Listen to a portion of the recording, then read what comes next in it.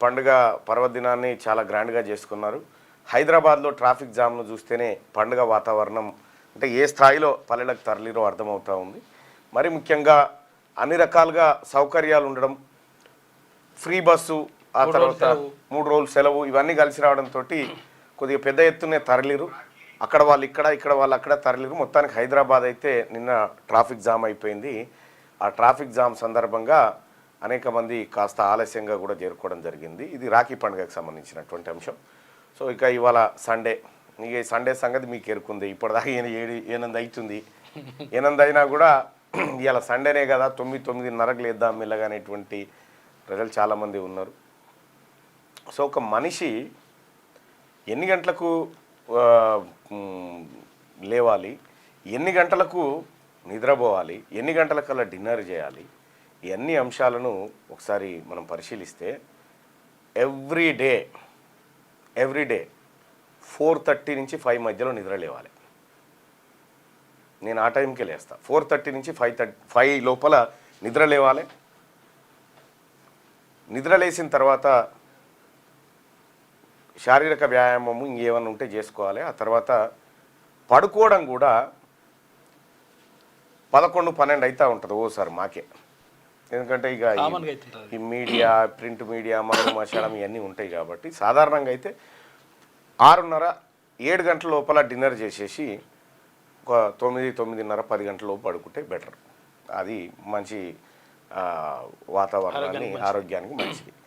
ఇంకా అదొక అంశం అయితే తెలంగాణ రాష్ట్రంలో ఒక విచిత్రమైనటువంటి రాజకీయ పరిస్థితి కనిపిస్తూ ఉంది.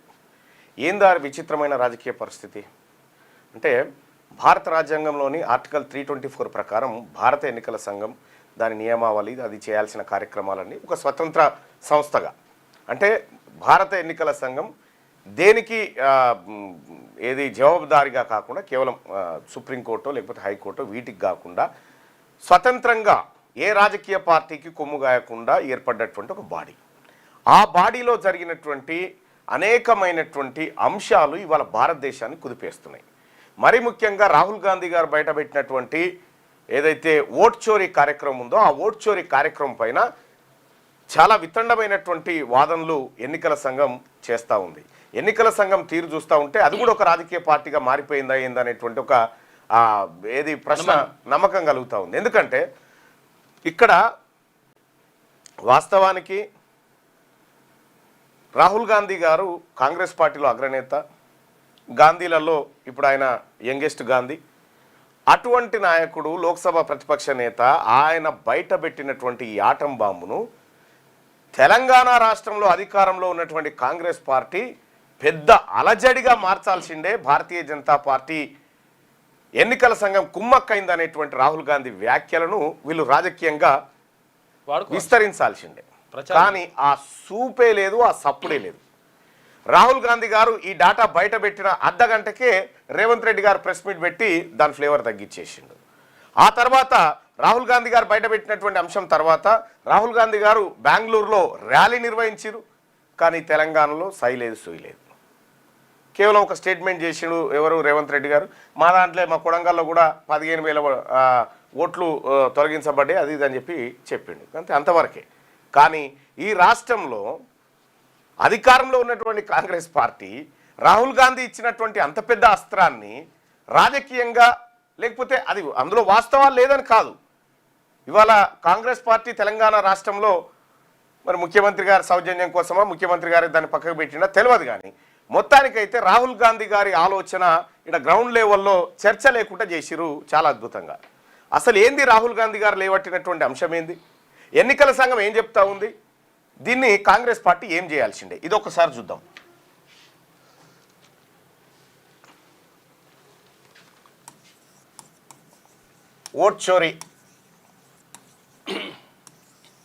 ఓట్ చోరీ అనేటువంటిది రాహుల్ గాంధీ గారు జరిగిందని కొన్ని ఆధారాలు బయటపెట్టడం జరిగింది. ఓట్ చోరీ అంటే ఓట్ల దొంగతనం జరిగింది అనేటువంటిది ఆయన బయటపెట్టడం జరిగింది. పార్లమెంట్లో కూడా అణుబాంబు లాంటి ఆధారాలు ఉన్నాయి, వేస్తామన్నారు. అయితే ఈ ఓట్ చోరీ కార్యక్రమానికి సంబంధించి 40 మంది వ్యక్తులు 6 నెలల పాటు విచారణ చేసి, ఎంక్వైరీ చేసి ఓట్ల దొంగతనం ఎలా చేసింది ఎన్నికల సంఘం భారతీయ జనతా పార్టీ అనేది క్లియర్గా ఎవిడెన్స్తో సహా బయటపెట్టారు. దానికి వాళ్ళు వాడినటువంటి డేటా ఎన్నికల సంఘం ఇచ్చినటువంటి డేటానే. సో ఉదాహరణకు మహదేవ్పుర నియోజకవర్గంలో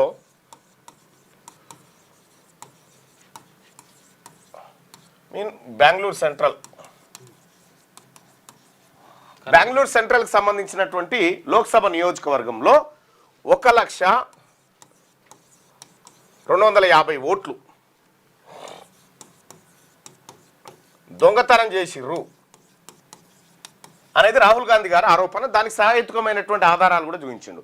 నకిలీ ఓటర్లు ఎంతమంది ఉన్నారు, ఒకే ఇంట్లో ఒకే సింగిల్ బెడ్రూమ్లో 80 ఓట్లు రిజిస్టర్ ఎట్లయినాయి, తర్వాత ఒకే ఫోటో మల్టిపుల్ స్టేషన్లలో ఒకే ఓటరు 3-4 రాష్ట్రాలలో, ఈ అన్నిటితోటి 1,250,000 ఓట్ల దొంగతనం జరిగిందనేది రాహుల్ గాంధీ గారు చేసినటువంటి ఆరోపణ. అయితే ఈ మహదేవ్పుర నియోజకవర్గానికి సంబంధించినటువంటిది ఏది ఓటర్ లిస్టు దాదాపు 7 ఫీట్ల హైట్ తోటి ఓటర్ లిస్ట్ ఇస్తే ఈ 7 ఫీట్ల ఓటర్ లిస్టును 40 మంది 6 నెలల పాటు ఎంక్వైరీ చేస్తే ఈ లెక్క తేలింది.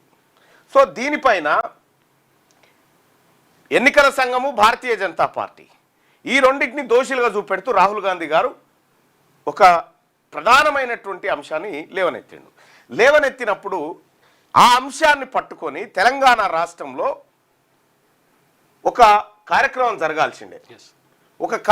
జరగాల్సిందే. ఎలాంటి కార్యక్రమం జరగకుండా రాహుల్ గాంధీ గారి అంశాన్ని సున్నితంగా తీసేసి చెత్తబుట్టలో బారేసింది తెలంగాణ కాంగ్రెస్ పార్టీ. బాగా ప్రచారం చేసుకోవాల్సింది అసలు. అంటే ఎవరు అవకాశం అనేది చాలా రేర్గా వస్తుంది, వాడుకోవడంలో మీరు విఫలమయ్యారు అనేది దానికి ముఖ్యమంత్రి గారు వెంటనే ప్రెస్ మీట్ పెట్టడంలోనే దాని ఇంటెన్షన్, దానికి ఉన్నటువంటి శాంటిటీ అర్థమైపోయింది, వీళ్ళకు ఉన్నటువంటి ఏది మనసులో అర్థమైపోయింది.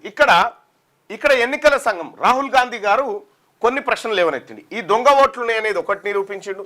రెండోది ఎన్నికల సంఘానికి రిక్వెస్ట్ పెట్టి మాకు ఈ మహదేవ్పుర నియోజకవర్గానికి సంబంధించినటువంటి ఓటర్ జాబితా సాఫ్ట్ కాపీ అంటే డిజిటల్ డేటా కావాలని అడిగారు. డిజిటల్ డేటా కావాలని అడిగితే డిజిటల్ డేటా మేము ఇవ్వము అని చెప్పింది ఎన్నికల సంఘం.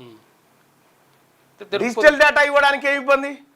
డిజిటల్ డేటా అయితే చిన్న పెన్ డ్రైవ్ లో వేసేయచ్చు, కానీ మేము పెన్ డ్రైవ్ లో ఇయ్యం. 7 ఫీట్లు ఈ ప్రింట్లు చేసి అయినా ఇస్తాం, కానీ ఈ డిజిటల్ డేటా ఇవ్వము. డిజిటల్ డేటా ఇస్తే ఈజీగా ఫైండ్ అవుట్ చేయొచ్చు, జస్ట్ ఇట్లా కొట్టేస్తే అన్ని మొత్తం. ఈ డిజిటల్ డేటాకు ఈసీ నో చెప్పింది. ఇక్కడ డిజిటల్ డేటా ఇవాళ ఏముంది, ఆ పెన్ డ్రైవ్ తీసుకొచ్చి ఇట్లా పెట్టి గ్రాక్లోనో జెమినీలోనో వేసి ఇందులో డూప్లికేట్ ఒకసారి బయటికి ది అంటే ఒక్కటే నిమిషంలో బయటకు వస్తుంది. కానీ ఆ డేటా ఇవ్వడానికి ఎన్నికల సంఘం భయపడతా ఉంది, డిజిటల్ డేటా ఇస్తలేదు. డిజిటల్ డేటా ఇవ్వకపోవడానికి ఒక సాహేతుకమైన కారణం ఏమైనా చెప్పగలుగుతుంది ఎన్నికల సంఘం అంటే అది చెప్పట్లేదు, బలమైన కారణమే లేదు. రెండోది ఇక్కడ ఎన్నికలు జరిగినటువంటి స్థానాలలో ప్రతి పోలింగ్ బూత్లో సీసీటీవీ పెట్టిరు కదా, రికార్డ్ చేసిరు కదా, ప్రతి పోలింగ్ స్టేషన్లో పెట్టిరు సీసీటీవీ పెట్టిరు కదా. మరి పెట్టిన తర్వాత ఆ సీసీటీవీ ఫుటేజ్, ఈ సీసీటీవీ ఫుటేజ్ను రాహుల్ గాంధీ టీం అడిగింది ఎవరిని, ఎన్నికల సంఘాన్ని. అంటే సీసీటీవీ ఫుటేజ్ వెంటనే డిలీట్ చేసేసినామని చెప్పింది. రాహుల్ గాంధీ గారు ఇక్కడ చెప్తున్నటువంటి విషయం ఏంటంటే ఈ సీసీటీవీ ఫుటేజ్ అంటే సాయంత్రం 5:30 తర్వాత ఓటర్లు భారీ స్థాయిలో పెరిగినారు, ఓటింగ్ శాతం ఇక్కడ పెరిగిందని చెప్పి ఎన్నికల సంఘం ఓటింగ్ శాతంలో గలాటా సృష్టిస్తూ ఉంటే, ఓటింగ్ శాతం పెరిగితే ఎవరెవరు వచ్చి ఓటేసిరో మేము చూస్తామయ్యా, నువ్వు సీసీటీవీ ఫుటేజ్ ఇవ్వమని అడిగితే నో ఇవ్వం. ఇక్కడ నో సమాధానం చెప్పాల్సినటువంటి భారతదేశానికి, భారత ప్రజలకు, ఈ ప్రజాస్వామ్య దేశానికి సమాధానం చెప్పాల్సినటువంటి ఒక స్వతంత్ర సంస్థ ఎన్నికల సంఘం ఈ సాహేతుకమైనటువంటి ప్రశ్నలకు సమాధానం ఇవ్వకుండా, వాటికి సమాధానం చెప్పకుండా ఏం చేస్తుంది ఎన్నికల సంఘం అంటే అదో రాజకీయ పార్టీ అవతారం ఎత్తి ఏమంటుంది, రాహుల్ గాంధీ గారు మిమ్మల్ని చూస్తే నవ్వొస్తుంది, మీరు దేశానికి క్షమాపణ చెప్పుర్రి, లేకపోతే ఈ దేశ ప్రజలకు క్షమాపణ చెప్పురని ఎన్నికల సంఘము రాజకీయ పార్టీలాగా వ్యవహరించడం అనేది ఈ దేశంలో ఎన్నికల వ్యవస్థ ఎంత దిగజారిపోయిందో అర్థమవుతా ఉంది. 5 ప్రశ్నలు అడిగిండు ఆయన. 5 ప్రశ్నలు, ఆ ప్రశ్నలు ఒకసారి చూద్దాం. Here are 5 questions to the Election Commission of India. Instead of threatening me, answer these 5 questions. Number 1, why are you not giving voter lists in digital machine readable format to the people of India? Number 2, why are you destroying video evidence? Number 3, why is ECI committing massive fraud in the voter lists? Number 4, why is ECI threatening opposition instead of answering our questions? And finally, why is ECI behaving like an agent of the BJP? Namaskar. ఈ 5 ప్రశ్నలు రాహుల్ గాంధీ గారు చెప్పిండు. ఒకటేమో ప్రతిపక్షాలకు digital voter జాబితా ఎందుకు ఇవ్వడం లేదనేది మొదటి ప్రశ్న. రెండోది సీసీటీవీ ఫుటేజ్లు ఎందుకు ఎవరు చెప్తే ధ్వంసం చేశారు. ఇక్కడ తెలంగాణ రాష్ట్రంలో కేసీఆర్ అధికారంలో ఉన్నప్పుడు ఫోన్ కాల్ డేటా ఏదైతే ఉందో ఆ ఫోన్ కాల్ డేటా ఇరగొట్టినట్టుగా, లేకపోతే కొంతమంది సిబిఐ ఈడీ కేసులలో ఇరికి ఫోన్లు వలగొట్టినట్టుగా ఎలక్షన్ కమిషన్ సీసీటీవీ ఫుటేజ్లను ఎందుకు డిలీట్ చేసింది? ఒకటి, ఎవరు చెప్తే డిలీట్ చేసింది? ఓటర్ల జాబితాను ఎందుకు తారుమారు చేశారు? మూడో ప్రశ్న. నాలుగో ప్రశ్న, ప్రతిపక్ష నాయకులను ఎందుకు బెదిరిస్తున్నారు? ఈసీ ఇప్పుడు బీజేపీ ఏజెంట్గా మారిందా లేదా స్పష్టంగా చెప్పండి అనేది రాహుల్ గాంధీ గారు చేసినటువంటి ప్రధానమైనటువంటి ఆరోపణ. వీటి కాడ కూడా ఈసీ దగ్గర సమాధానం లేదు. ఈసీ దగ్గర వీటికి సంబంధించినటువంటి సమాధానం లేదు. ఇప్పుడు ఈసీ ఏమంటుందంటే, నువ్వు లెటర్ రాయి, లేకపోతే ఈసీ ఏమంటుందంటే, ఈసీ ఎదురుదాడి ఎట్లా ఉందంటే, ఒకటి, రాహుల్ గాంధీ గారు మీరు బయట పెట్టినటువంటి ఓటర్ లిస్ట్ ఏదైతే ఉందో, ఏదైతే ఓట్ల చోరీ అనేటువంటి అంశం చేసిరో ఆ ఆధారాలు మాకు ఇచ్చి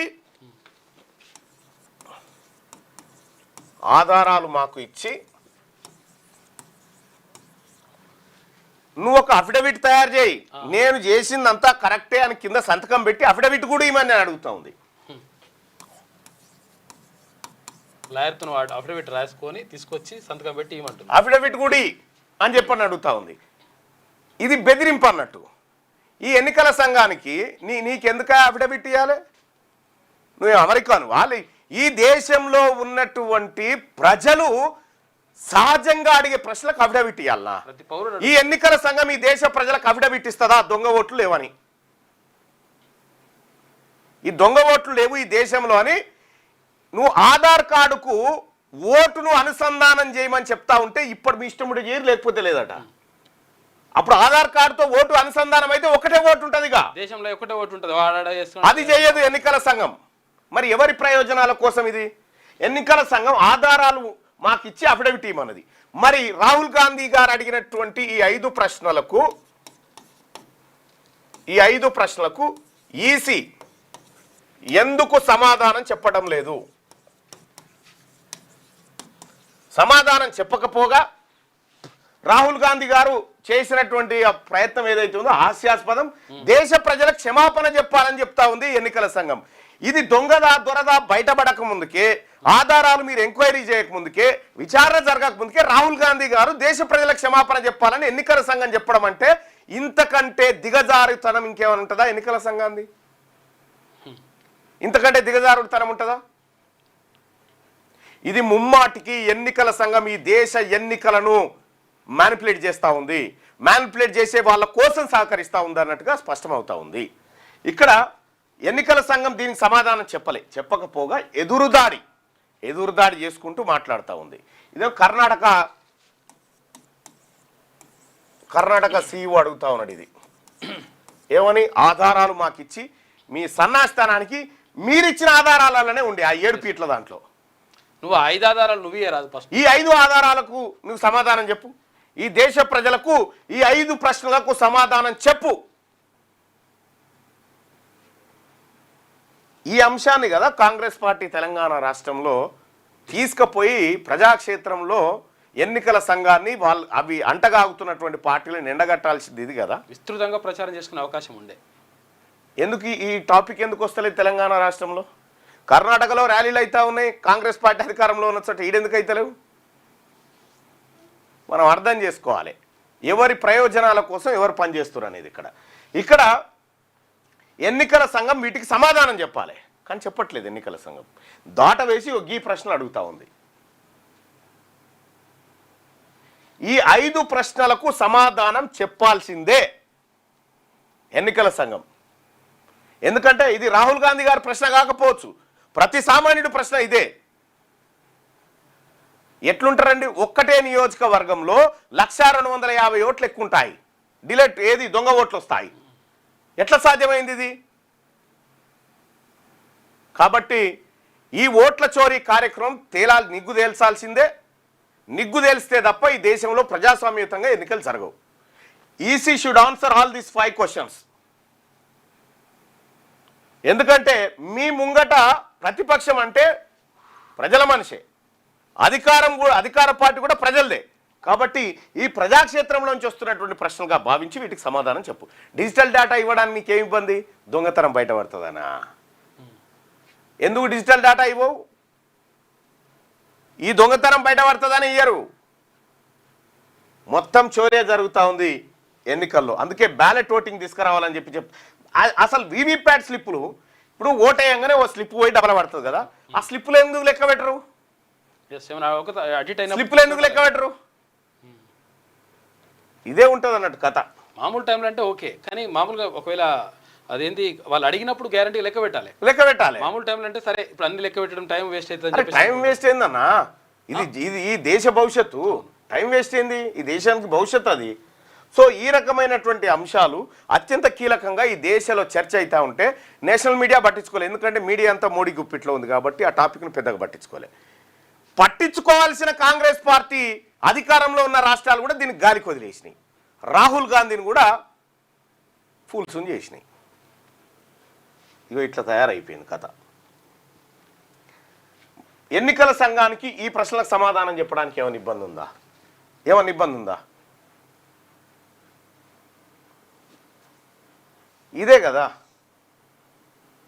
ఎస్, ఇవాళ పుంజాల శివశంకర్ గారు ఆయన పుట్టినరోజు. పుంజాల శివశంకర్ అంటే మామూలు మనిషి కాదు. ఈ తెలంగాణ రాష్ట్రంలో ఉన్నటువంటి బీసీ ప్రజలారా, ఇవాళ మనం బీసీలుగా ఫలాలు పొందుతున్నామంటే ఆయన పుణ్యమే. ఆయన రాసినటువంటి ఒక పుస్తకం అక్కడ నా టేబుల్ మీద, అదొకటే ముగింపు.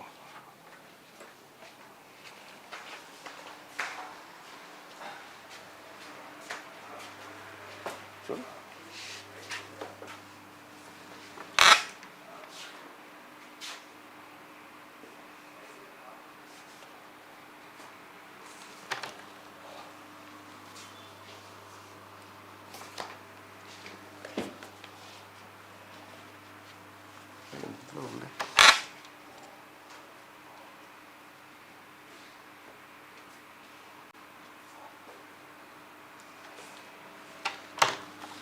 సుదర్శన్ టేబుల్ మీద చూడు, అదొక్కటే ముగింపు అని పుంజాల శివశంకర్ గారు.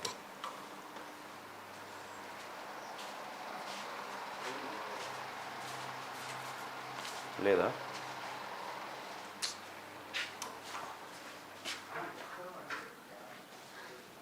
అందశ్రీ మీ గతంలో కూడా ఈ మార్నింగ్ న్యూస్లో చెప్పడం జరిగింది. బుక్ ఎవరో తీసుకొని పోయినట్టున్నారు ఆల్రెడీ. అయ్యో, శివశంకర్ గారిది. ఆయన పుంజాల శివశంకర్ గారు ఇప్పుడు శంషాబాద్ ఎయిర్పోర్ట్ ఉందా, ఎయిర్పోర్ట్ పక్కన మామిడిపల్లి అనేటువంటి విలేజ్లో పుట్టి పెరిగినటువంటి బిడ్డ, బీసీ బిడ్డ. హైకోర్టు న్యాయవాదిగా పనిచేసి హైకోర్టు జడ్జి కావడానికి అన్ని అర్హతలు ఉంటే రెడ్లు ఎట్లా అడ్డుకున్నారు దాన్ని, ఆయనను జడ్జిని కాకుండా ఎట్లా మోసం చేసిరు అనేది క్లియర్గా అందులో రాసుకొచ్చిండు. ఆ తర్వాత ఇందిరాగాంధీ గారు ఎమర్జెన్సీ టైంలో అలహాబాద్ హైకోర్టు తీర్పునిస్తే ఆ తీర్పు పైన ఎమర్జెన్సీ టైంలో ఇందిరాగాంధీ గారికి ఈ దేశంలో ఉన్నటువంటి అగ్రవర్ణాలకు సంబంధించినటువంటి అడ్వకేట్లు ఎవరు సహకరించకపోతే ఇందిరాగాంధీ గారు పుంజాల శివశంకర్ గారికి ఉత్తరం రాసి నీ సేవలు కావాలంటే ఆయన ఢిల్లీకి పోయి ఇందిరాగాంధీ గారిని ఎమర్జెన్సీ కేసులలో కొంచెం రక్షించినటువంటి బిడ్డ ఈయన. అందుకోసమే ఇందిరాగాంధీ గారికి పుంజాల శివశంకర్ గారు అంటే అమితమైన ప్రేమ, అమితమైనటువంటి గౌరవం. ఆయనను ఏం చేసింది, ఒకానొక సందర్భంలో పుంజాల శివశంకర్ గారికి ఏం జరిగిందంటే, ఇందిరాగాంధీ గారు బంపర్ మెజార్టీతో గెలిచింది. అప్పుడు పుంజాల శివశంకర్ గారికి సికింద్రాబాద్ టికెట్ ఇచ్చారు. టికెట్ ఇస్తే ఆయన గెలిచిండు. ఆయన గెలిచిన సందర్భంలో ఇక కొత్త ప్రభుత్వం ఏర్పడుతుంది కదా, కొత్త ప్రభుత్వం ఏర్పడితే అందరికి ఇన్విటేషన్లు ఇస్తారు. ఆ ప్రమాణ స్వీకార కార్యక్రమానికి రావాల్సిందిగా ఎంపీలకు అందరికి ఇస్తారు. ఈయనకు కూడా లెటర్ ఇచ్చారు. ఈయనకు కూడా లెటర్ ఇస్తే పోయిండు. పోయి ఏం చేసిండు, ఆ హాల్లో కూర్చున్నాడు. కూర్చుంటే ఒక ఆయన వచ్చి ఇక్కడ కూర్చున్నావు ఏంది అని అడిగాడు. అంటే ఇక్కడే కదా సభ్యులం అందరం కూర్చునేది అని అంటే, నువ్వు చూసుకున్నావా ఉత్తరం నీకు ఇచ్చిన లెటర్లు ఏముందో చూసుకున్నావు అంటే, నేను చూడలేదు అన్నాడు. చూడలేదంటే చూసుకోపో అంటే మళ్ళీ బ్యాగ్లకి ఏం తీసి చూస్తే ఈయన మంత్రిగా ప్రమాణ స్వీకారం చేయాల్సి ఎంపీగా కూర్చుండు. అప్పుడు దన్న ముంగడు పోయి కూర్చొని మంత్రిగా ప్రమాణ స్వీకారం చేసి కేంద్ర న్యాయశాఖ మంత్రి అయింది. ఆయన కేంద్ర న్యాయశాఖ మంత్రి అయ్యి ఏం చేసిన, ఆయన తీసుకొచ్చిన సంస్కరణలు చెప్తా. ఆయన తీసుకొచ్చిన సంస్కరణలు ఎంతో గొప్పవి. మొట్టమొదటి న్యాయశాఖ మంత్రి ఇక్కడ బిఆర్ అంబేద్కర్ అయితే ఆయన హైకోర్టులో ట్రాన్స్ఫర్స్ అగ్రవర్ణాల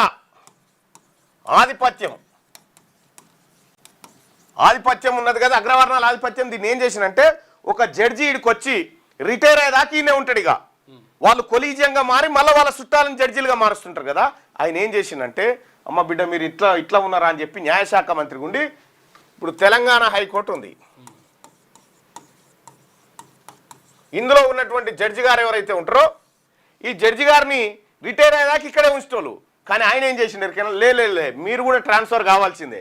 ఈయన తీసుకుపోయి మద్రాసు, లేకపోతే త్రిపుర, బాంబే, మద్రాసు ఇట్లా ట్రాన్స్ఫర్ సిస్టమ్ తీసుకొచ్చిండు. దాంతో ఏమైంది, ఇప్పుడు మనకు ఈ ఇతర రాష్ట్రాల్లో ఉన్నటువంటి జడ్జిలు ఎందుకు వస్తున్నారంటే ఆయన పుణ్యమే. దాంతో ఏమైంది, వీళ్ళు అగ్రవర్ణాలు ఇక్కడ ఉండి కేవలం అగ్రవర్ణాలనే జడ్జీలను చేస్తున్నారని చెప్పి మార్చేసరికి అక్కడోళ్ళు ఇక్కడోళ్ళు అక్కడ పోయేసరికి కొలీజియాలు మారి ఈయన బీసీఆ ఓసీఆ లేకుండా కొద్ది మంది బీసీలు ఎంటర్ అయిపోయారు జడ్జీలుగా. ఆయన చేసింది. ఇవాళ లైవ్ చూస్తున్నటువంటి ప్రజలారా, మనకి మండల్ కమిషన్ సిఫార్సుల ఆధారంగా వెనుకబడిన తరగతులుగా మనకు కొన్ని రిజర్వేషన్లు కల్పించాలని చెప్పింది. కానీ ఆ సమయంలో పుంజాల శివశంకర్ చేసినటువంటి గొప్ప కార్యక్రమం ఏం దొరికేనా, ఇప్పుడు మనం బీసీలం, ఈ తెలంగాణ రాష్ట్రంలో బీసీలం ఎవరైతే పద్మశాలి, గౌడు, ముదిరాజు, మున్నూరు కాపు వీళ్ళందరూ ఎవరైతే ఉన్నారో వీళ్ళందరినీ బీసీలకు తీసుకొచ్చిన మహనీయుడే పుంజాల శివశంకర్ గారు. వీళ్ళందరూ అన్ని రకాలుగా వెనుకబడ్డ కులాలు ఇవని ఆయన పోరాటం చేసి బీసీ జాబితాలోకి వీళ్ళందరినీ తీసుకొచ్చాడు. ఇవాళ బీసీల ఆరాధ్య దైవమైనటువంటి పుంజాల శివశంకర్ గారి పరిస్థితి అది. పుంజాల శివశంకర్ గారు వాళ్ళన్న జగన్, ఆయన భారతదేశ భక్తుడు. అమృత్సర్ ఉంది కదా పంజాబ్లో, అమృత్సర్లో అలా ఉంటే వాళ్ళ అన్న దగ్గరికి ఈయన పోయిండు. ఎవరు, పుంజాల శివశంకర్ గారు పోయి railway station, Amritsar railway station బయట డబ్బులు లేకపోతే షూస్ పాలిష్ చేసుకుంటే బతికిండు. పావులకు షూస్ పాలిష్ చేసుకుంటే బతికిండు పుంజాల శివశంకర్ గారు. ఇదే పుంజాల శివశంకర్ గారు వాళ్ళ అన్న జగన్ అనారోగ్యంతో చనిపోతే ఛార్జీకి డబ్బులు లేకపోతే పీనిగని ఇంటికి తీసుకొచ్చే, ఏది పార్థివ దేహాన్ని ఇంటికి తీసుకొచ్చే డబ్బు లేకపోతే అక్కడే అమృత్సర్ శ్మశాన వాటికలో పూడ్చిపెట్టి వచ్చిండు. ఆ పుంజాల శివశంకరే ఇవాళ బీసీల ఆరాధ్య దైవం తెలంగాణ రాష్ట్రంలో. బీసీలకు రాజ్యాంగ పరంగా బీసీలకు హక్కులు కావాలని, బీసీలకు రిజర్వేషన్లు కావాలని జీవితాంతం పోరాడిండు. అదొక్కటే ముగింపు అనేటువంటి పుస్తకం రాసిండు. ఆ పుస్తకము నా దగ్గర కొన్ని కాపీలు ఉండే, ఆలోలు ఈలోలు తీసుకొని పోయారు. మొన్న అందశ్రీ గారు ఏం చేసిండు, అందశ్రీ గారు వచ్చి ఆ పుస్తకం నాకు పంపించి మళ్ళా ఈ మానవుని గురించి చదవకపోతే మనం వేస్ట్ అని చెప్పి అందశ్రీ గారు పుస్తకం పంపిస్తే, అన్న నేను ఇది ఆల్రెడీ చదివినా అని చెప్పిన.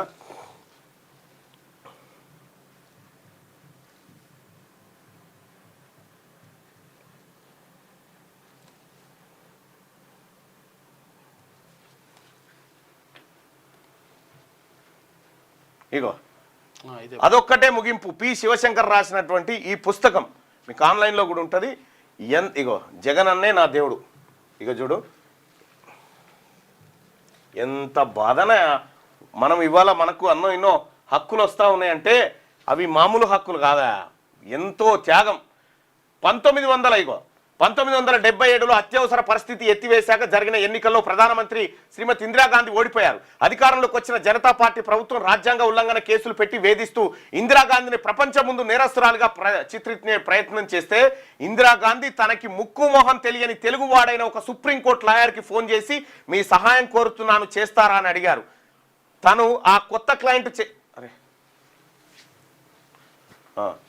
కొత్త క్లయింట్ చేసిందంతా రాజ్యాంగబద్ధమైన విచారణ కమిషన్ ముందు సుప్రీంకోర్టు సహా వివిధ కోర్టుల ముందు నిరూపించడంలో కీలక పాత్ర వహించిన ఆ లాయర్ పి శివశంకర్ నిరుపేద కుటుంబ నేపథ్యంలో పెరిగి కౌమార దశలో అమృత్సర్, పెషావర్ దాకా స్వాతంత్రోద్యమ కాల పరిస్థితిలో పరుగులు తీసి గమ్యం తెలియని ఆరాటం, ఆందోళన, ఆవేశం కలగలిసిన జీవితాన్ని ప్రారంభించిన తెలంగాణ తల్లి ప్రియపుత్రుడే ఆ శివశంకర్. చీత్కారాలు, సత్కారాలు, ఆవేదనలు, ఆహ్వానాలు నిండిన కెరీర్లో పడుతూ లేస్తూ కూడా బలహీన వర్గాలకు రాజ్యాంగపరంగా న్యాయం జరిగి తీరాలని తప్పించి పోరాడిన లాయర్ శివశంకర్ 1978-85 కాలంలో ఇందిరాగాంధీ ప్రభుత్వంలో మంత్రిగా ఎవరు ఊహించి ఉండనంత, ఎప్పటికీ చెరిపివేయలేనంత శాశ్వత ముద్ర వేసిన ఒకే ఒక నాయకుడు పి శివశంకర్, మన బీసీ. ఇక్కడ ఇగో నాకు చాలా గర్వంగా ఉంది. ఒక ఉన్నత లక్ష్యం కోసం జీవితం అంతా విరామం లేకుండా శ్రమించిన శివశంకర్ గారు కొడుకును కావడం గర్వకారణం అని చెప్పి ఇది మన వినయ్ గారు వాళ్ళ కుమారుడు ఇగో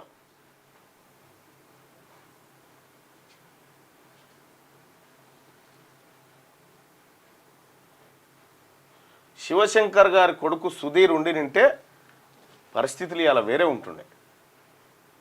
నాకు తెలిసిన నా భర్త మై ఇందిరా గాంధీ బాత్ కర్ రహీ హూ అని ఈయనకు చెప్పడం, జీలంలో వెతికాను, దారి చూయించిన పెషావర్, జగనన్నే నాకు దేవుడు, అనవసరపు తోక కత్తిరించుకున్నాను. అప్పుడు బీసీలలో కూడా రెడ్డి అని ఉండేనట, ఆ తోక కత్తిరించుకున్నట. లక్ష్మీబాయి నేను కోరుకున్న జీవిత భాగస్వామి, ఎమర్జెన్సీ కాలంలో కాశీలో సాధువుతో కలిసి జడ్జిగా నా అడుగులు వెనక్కు లాగిన కుల వివక్ష. అగ్రవర్ణాలలో ఎట్లా లాగిరో 95వ పేజీలో ఉంది అదే పుస్తకంలో. ఎంత గోస. ఆహాహా. శివశంకర్ గారు 58 పేజ్. ఇక ఇది శివశంకర్ గారు 1984 తెలంగాణ ప్రాంతంలో ఎన్నికల ప్రచారంలో భాగంగా ఈ సికింద్రాబాద్ నియోజకవర్గం నుంచి పోటీ చేసి గెలిచి న్యాయశాఖ మంత్రి అయ్యాడు. కేంద్ర మంత్రిగా ఆంధ్ర ప్రాంతంలో పర్యటన. ఈ బీసీ బిడ్డను కనుమరుగు చేసిరు వీళ్ళంతా. బీసీల కోసం నేనేం చేశాను ముక్తాయింపు. అమృత్సర్లో డిగ్రీ తీసుకొని నేను 1949లో హైదరాబాద్ తిరిగి వచ్చాను. వచ్చిన వెంటనే చేసిన పని ఉస్మానియా యూనివర్సిటీ లా కాలేజీలో దరఖాస్తు చేశాను. 1952లో నాకు లా డిగ్రీ వచ్చింది. వెంటనే హైదరాబాద్ హైకోర్టు బార్ కౌన్సిల్ లాయర్గా నమోదు చేయించుకున్నాను. నేను కోరుకున్న BA ఆనర్స్ అమృత్సర్ నుంచి తీసుకున్నాను. కానీ నాకు అత్యంత ప్రియమైన నా పెద్దన్న జగనన్నను కోల్పోయాను. అందరూ అన్నదమ్ముల్లోకి మా ఇద్దరి మధ్య ఒక అవినాభావ సంబంధం ఉండేది. కారణం ఇద్దరం ఒకే రకమైన జీవిత విలువలను పంచుకున్నాం. మేము తప్పించిన విలువల్లో ఇద్దరం కోరుకున్నది ఒకటి ఉంది, బలహీన వర్గాల జీవన ప్రమాణాలు మెరుగుపడాలి. మా జగనన్న చనిపోయాక ఇది నా గుండెల్లో మరింత బలంగా నాటుకుపోయింది. జగనన్న నాకు మార్గదర్శి. అతని తపన, ఆరాటం, లక్ష్యం నెరవేర్చాలన్న తహతహ నాలో పెరుగుతూ వచ్చింది. తాను ఇప్పుడు నా కళ్ళ ముందు లేడు, ఇక ఎప్పటికీ నాకు కనబడు. అయితే ఏంటి, జగనన్న గుండె చప్పుడు నాకు ఇప్పటికీ వినబడుతూనే ఉంది. తన ఆర్తి జ్వాలలు నా గుండెల్లో మండుతూనే ఉన్నాయి. 1952లో హైదరాబాద్ సిటీ సివిల్ కోర్టులో లాయర్ శ్రీహర్రావు దేశపాండేకి జూనియర్గా చేరాను. రాజ్యాంగం, చట్టాల మీద ఆసక్తి కొద్దీ మా సీనియర్ కేసుల చిట్టాలు అలాంటి కేసులు ఏమైనా ఉంటే తీసుకొని అధ్యయనం చేస్తుండేవాడిని. అలా రాజ్యాంగ సంబంధిత చట్టాలు అధ్యయనం చేస్తున్న కొద్దీ నాకు అర్థమవుతూ వచ్చిన విషయం ఏమిటంటే, స్వతంత్ర భారతదేశంలో మొదటి నుంచి బీసీలు మోసపోతూ ఉన్నారు. రాజ్యాంగంలో షెడ్యూల్ కులాలు, షెడ్యూల్ తెగల రిజర్వేషన్ల విషయం స్పష్టంగా నిర్వచించారు. బీసీల విషయంలో అలా జరగలేదు. వాళ్ళు సామాజికంగా, ఆర్థికంగా వెనుకబడిన తరగతులను నిర్వచించారే తప్ప అందుకు తగినట్లుగా వాళ్ళకి చట్టపరమైన, రాజ్యాంగపరమైన ఆసరా మాత్రం లభించలేదు. వాళ్ళు తమ వెనుకబడిన తీరు ఎలా అధిగమిస్తారు? రాజ్యాంగంలో ఒక వెసులుబాటు ఉంది. దాని ప్రకారం భారత సమాజంలో సామాజికంగా, ఆర్థికంగా, విద్యాపరంగా వెనుకబడిన వర్గాల అభ్యున్నతి కోసం రాష్ట్ర ప్రభుత్వాలు ఏవైనా సదుపాయాలు కల్పించదలిస్తే అందుకు రాజ్యాంగంలోని అధికారం కానీ, అధికారం 29లో గల నిబంధన కానీ అడ్డుపడవు, అంతే. అలా చెప్పి వదిలేసారే కానీ బీసీల స్థితిగతులు మెరుగుపడడానికి ఎటువంటి కార్యాచరణ కానీ రాజ్యాంగం సూచించలేదు. వాస్తవం భారత రాజ్యాంగంలో బీసీలకు ఏమి దక్కలేదు, ప్రస్తావన లేదు పెద్దగా. కర్మని బీసీల కర్మని రాష్ట్ర ప్రభుత్వాలకి వదిలేశారు. నేను లా విద్యార్థిగా ఉన్నప్పుడే రాజ్యాంగంలో ఈ వెలితిని గమనించాను. నేను లా పట్టా తీసుకొని లాయర్గా ప్రపంచం చూడడం మొదలుపెట్టాక క్రమంగా ఈ వెలితి ఎలా కోట్లాది మంది బీసీలకు అవకాశాలను దూరం చేస్తుందో తెలుస్తున్న కొద్దీ నాలో ఒక కసి పెరగసాగింది. నేను ఎలాగైనా బీసీలు, ఎస్సీలు, ఎస్టీలకు వాళ్ళ జీవన ప్రమాణాలు పెరిగేలా అవకాశాలు కల్పించేందుకు శ్రమించాలన్న ఆతృత నాలో పెరుగుతూ వచ్చింది. ఎక్కడ మొదలు పెట్టాలి? చూడు ఆయన ఏం చేసిండో చూడరి. లాయర్గా నేను ఏం చేయగలనో దాన్ని మొదలు పెట్టాలనుకున్నాను. ఒకసారి స్పష్టత నాకు వచ్చిన తర్వాత యువ లాయర్గా ఉన్న రోజుల నుంచే నా జీవిత ఆశయాలు రెండు.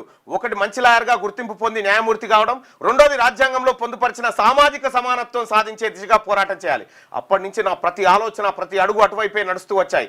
ఆ లక్ష్యానికి నేను బానిసైపోయాను. నేను మొదట చేసిన ఉద్యోగంలో నా బాస్ శ్రీ మాడపాటి హనుమంతరావు నా పనితీరుతో చాలా ఆనందపడ్డారు. ఆయన నగర మేయర్గా పనిచేసినప్పుడు నేను ఆయనకి పర్సనల్ అసిస్టెంట్గా మాత్రమే కాక ఒక న్యాయ సలహాదారుగా కూడా పనిచేశాను. ఆ తర్వాత చాలా అంశాలు ఇందులో ఉన్నాయి. ఇది పూర్తి స్థాయి లేదు ఇందులో. ఆన్లైన్లో బీసీల కోసం చేసిన దేవుడా, ఆ దేవుంది ఇవాళ పుట్టినరోజు. పుంజాల శివశంకర్ బీసీల దేవుడు, బీసీలకు అంబేద్కరే ఓ రకంగా. అంత గొప్ప మనిషి ఆయన పుట్టినరోజు ఇవాళ. ఆయన పుట్టినరోజు కార్యక్రమం కాంగ్రెస్ పార్టీలో పార్టీ ఫిరాయింపుల నిరోధక చట్టాన్ని డ్రాఫ్టింగ్ చేసింది ఆయనే. రాజీవ్ గాంధీ గారు ఈయన కప్పచెప్తే ఈయన డ్రాఫ్టింగ్ చేసి ఇచ్చింది. సరే దాన్ని ఇలా తుంగలో దొక్కిరు. రాజీవ్ గాంధీ గారు బతుకున్నా ఒకసారి ఏం జరిగింది ఎరికేనా? ఈయన పుంజాల శివశంకర్ గారు స్విట్జర్లాండ్ దేశంలో కుటుంబంతో సహా పర్యటనకు పోయిండు. పోతే ఈ ఆంధ్రప్రదేశ్లో సంక్షోభం ఏర్పడ్డది, రాజకీయ సంక్షోభం. ఇందిరాగాంధీ గారు ఆయనకు ఫోన్ చేసి, Shivashankar you go and take oath అని చెప్పింది. నువ్వు ఏపీకి పోయి ముఖ్యమంత్రిగా ప్రమాణ స్వీకారం చేయమంటే ఆ బీసీ బిడ్డ, ఇందిరాగాంధీ ప్రయోజనం మంచి కోరేటువంటి బిడ్డ ఏం చేసిందంటే, అమ్మా మీరు చెప్తున్నారు కరెక్టే, కానీ నేను ప్రమాణ స్వీకారం చేయడం అనేది నేను కొద్దిగా ఆలోచించి చెప్తా. అది మనకు, మన పార్టీకి, మా రాష్ట్రానికి ఎలా మంచిది అవుతుంది, ఎలా కాదనేది నేను ఆలోచించి చెప్తాను. చెప్తా అంటే వెంటనే ఆయన ఇక్కడికి వచ్చిన తర్వాత, అమ్మ నేను కాదు టి అంజయ్య అని ఉన్నాడు.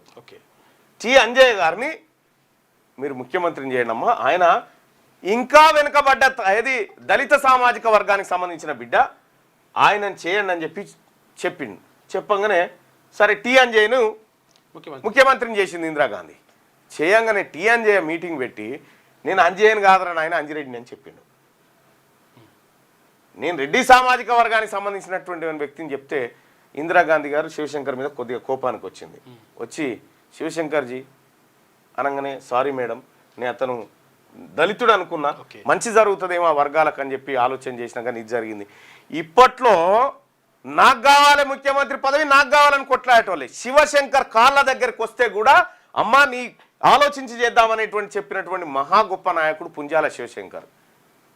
ఈ ముఖ్యమంత్రి పదవి వస్తే జూన్ 2 తారీఖు నాడే ఉరకలేదా కేసీఆర్ నాడు? జూన్ 2 జూన్ 2 తారీఖు నాడు గవర్నర్ బంగ్లా దర్వాజాలు తీయక ముందుకే కొడుకు, అల్లుడు, బిడ్డ అందరు పోయి కూర్చున్నారు ఆడ, తీయగానే ప్రమాణ స్వీకారం చేద్దామని. ఇప్పుడు మొన్నటిసారి కూడా అదే కదా. అయితే పుంజాల శివశంకర్ రాజకీయ తెలివి మీద ఇప్పుడున్నటువంటి ఒక్కడు మొకవిల్ల రాడు, ఒక్కడు కూడా ఆయన తెలివి మీదకి రాడు. అందుకోసమే బీసీ ప్రజలారా, మనం గుండెల్లో పెట్టుకోవాల్సినటువంటి ప్రొఫెసర్ జయశంకర్, మన కొండా లక్ష్మణ్ బాపూజీ, మన మారోజు వీరన్న, మన పండుగల సాయన్న, మన శ్రీకాంతాచారి, మన పుంజాల శివశంకర్, ఇలా అనేక మంది ఉన్నారు. ఇతను చాలా గొప్పగా తన జీవితాన్ని అర్థవంతంగా బతికినటువంటి గొప్ప వ్యక్తి పుంజాల శివశంకర్. ఆ మహనీయునికి ఒక్కసారి దయచేసి లైవ్ చూస్తున్న మిత్రులారా, పుంజాల శివశంకర్ పుట్టినరోజు శుభాకాంక్షలు. ఒకసారి ఆయనకు నివాళులు అర్పించండి. అమర్హే పుంజాల శివశంకర్, అమర్హే అని చెప్పి ఒకసారి నివాళులు అర్పించండి మిత్రులారు. ఎందుకంటే చాలా రేర్గా పుడతారు. పుట్టినోని మనం కాపాడుకోకపోతే ఎప్పుడన్నా ఏ ప్రభుత్వం అన్నా పుంజాల శివశంకర్ అనేటువంటి ఒక బిడ్డ ఇక్కడ ఉండని చెప్పిరా? వీళ్ళు చెప్పరు. వీళ్ళు ఎందుకు ఆయనను గుర్తు చేయరంటే ఆయన వీళ్ళను ఉరిదీసినంత పనిచేసిండు. మెదక్ నియోజకవర్గంలో ఇందిరాగాంధీ పోటీ చేసి గెలిచింది కదా. ఇందిరాగాంధీ గెలిచిన తర్వాత ఇందిరాగాంధీ గారే నమ్మకమైన వ్యక్తి అని శివశంకర్ గారిని సికింద్రాబాద్ నుంచి తీసుకుపోయి మెదక్లో నిలబెట్టింది. మళ్ళా ఆమెనే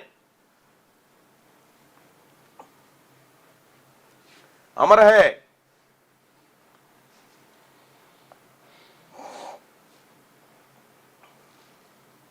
ఎస్, పుంజాల శివశంకర్ గారు నిజంగా ఆ మహనీయునికి తెలంగాణ బీసీ జేఏసీ పక్షాన, నా పక్షాన, మా coordination committee chairman Harishankar Goud గారు, అలాగే మా కోఆర్డినేటర్లు అయినటువంటి ఓదేల్ గారు, జానయ్య గారు, ఆ తర్వాత సూర్యారావు గారు, నరసాయ గౌడ్ గారు, మేమందరం కూడా, అలాగే శంకర్ గారు, అందరం కూడా మేము ఆయనకు జయంతి ఘన నివాళులు అర్పిస్తూ ఉన్నాం.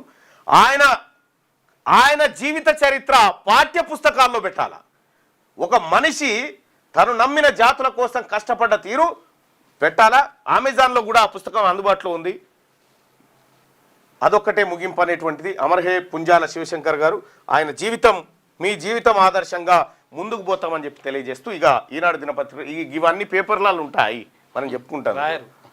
ఇక్కడ మనం చెప్పుకోవాల్సినటువంటి ఇంకో అంశం, ఈ వార్తల కంటే కూడా చెప్పుకోవాల్సినటువంటి వార్తలు ఏముందబ్బా, ఆడ జరిగింది ఇక్కడ చేస్తారు. వీళ్ళకంటే ముందుగానే వాట్సాప్లలో వస్తుంది వార్తలు.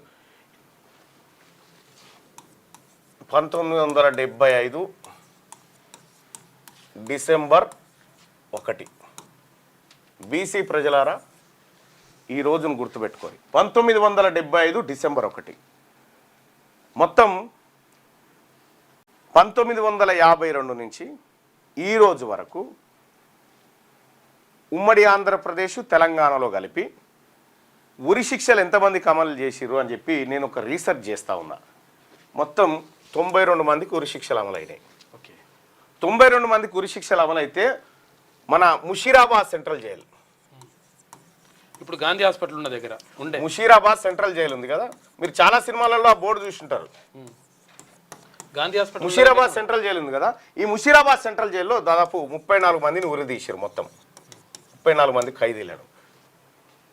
నేను ఎవరెవరిని తీసిరు, ఏ కారణాలతో తీసిరు అనేటువంటి నేను ఒక ఇన్డెప్త్గా రీసెర్చ్ చేసుకుంటూ ముందుకు పోతే చివరిగా 1975 డిసెంబర్ 1 తారీఖు నాడు ఎమర్జెన్సీ టైంలో ఒక ఇద్దరిని ఉరిదీసిరు. అందులో ఒక ఆయన భూమయ్య, రెండో వ్యక్తి కిష్టయ్య గౌడ్. భూమయ్య అండ్ కిష్టయ్య గౌడ్ వీళ్ళిద్దరిని ఉరిదీసిరు. అసలు వీళ్ళు చేసిన నేరం ఏంది అనేది మళ్ళీ ఇంకా ఇన్డెప్త్కి పోయినా, అసలు వీళ్ళు చేసిన నేరం ఏంది అనేది ఇంకా ఇన్డెప్త్కి పోతే, ఈ భూమయ్యది జగిత్యాల జిల్లా,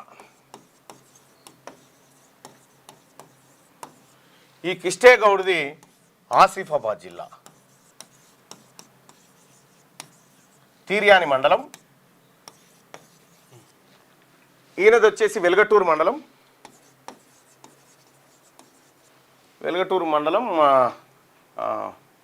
ఏదో ముద్దనూరు వీళ్ళది, కన్నారమేమో వాళ్ళది.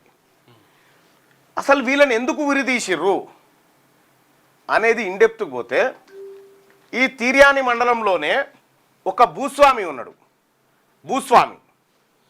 ఆ భూస్వామి ఆగడాలు, భూస్వామి భూములన్నిటిని చెరబడతా ఉంటే, ఈయన ఈ భూమయ్య, ఈ కిష్టయ్య వీళ్ళిద్దరూ బీసీ సామాజిక వర్గానికి సంబంధించినటువంటి, ఈ కిష్టయ్యనేమో భూమయ్యనేమో జంగం వాళ్ళు ఉంటారు కదా మన బీసీలు, జంగమయ్యలు, ఆ సామాజిక వర్గం, ఆయన గౌడు సామాజిక. వీళ్ళిద్దరికీ ఆ ప్రజలు మొరబెట్టుకురు. వాళ్ళు అంతో ఇంతో జర చైతన్యం ఉన్న వ్యక్తులు.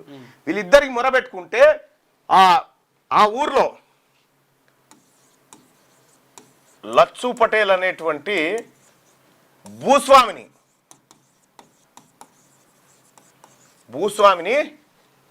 వీళ్ళు చంపేసి అక్కడ భూములకు విముక్తి కల్పించారు. భూములకు విముక్తి కల్పిస్తే ఆదిలాబాద్ కోర్టు విచారణ చేసి వీళ్ళకు ఉరిశిక్ష వేస్తుంది. వీళ్ళకు ఉరిశిక్ష వేస్తే ఈ ఉరిశిక్షను రద్దు చేయాలని చెప్పి హైకోర్టుకు పోతారు. 2 సార్లు హైకోర్టులో స్టే దొరుకుతుంది ఉరిశిక్ష పైన.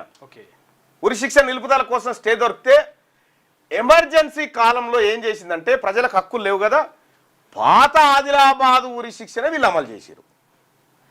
ఈ భూమయ్య కోసం, ఈ కిష్టయ్య కోసం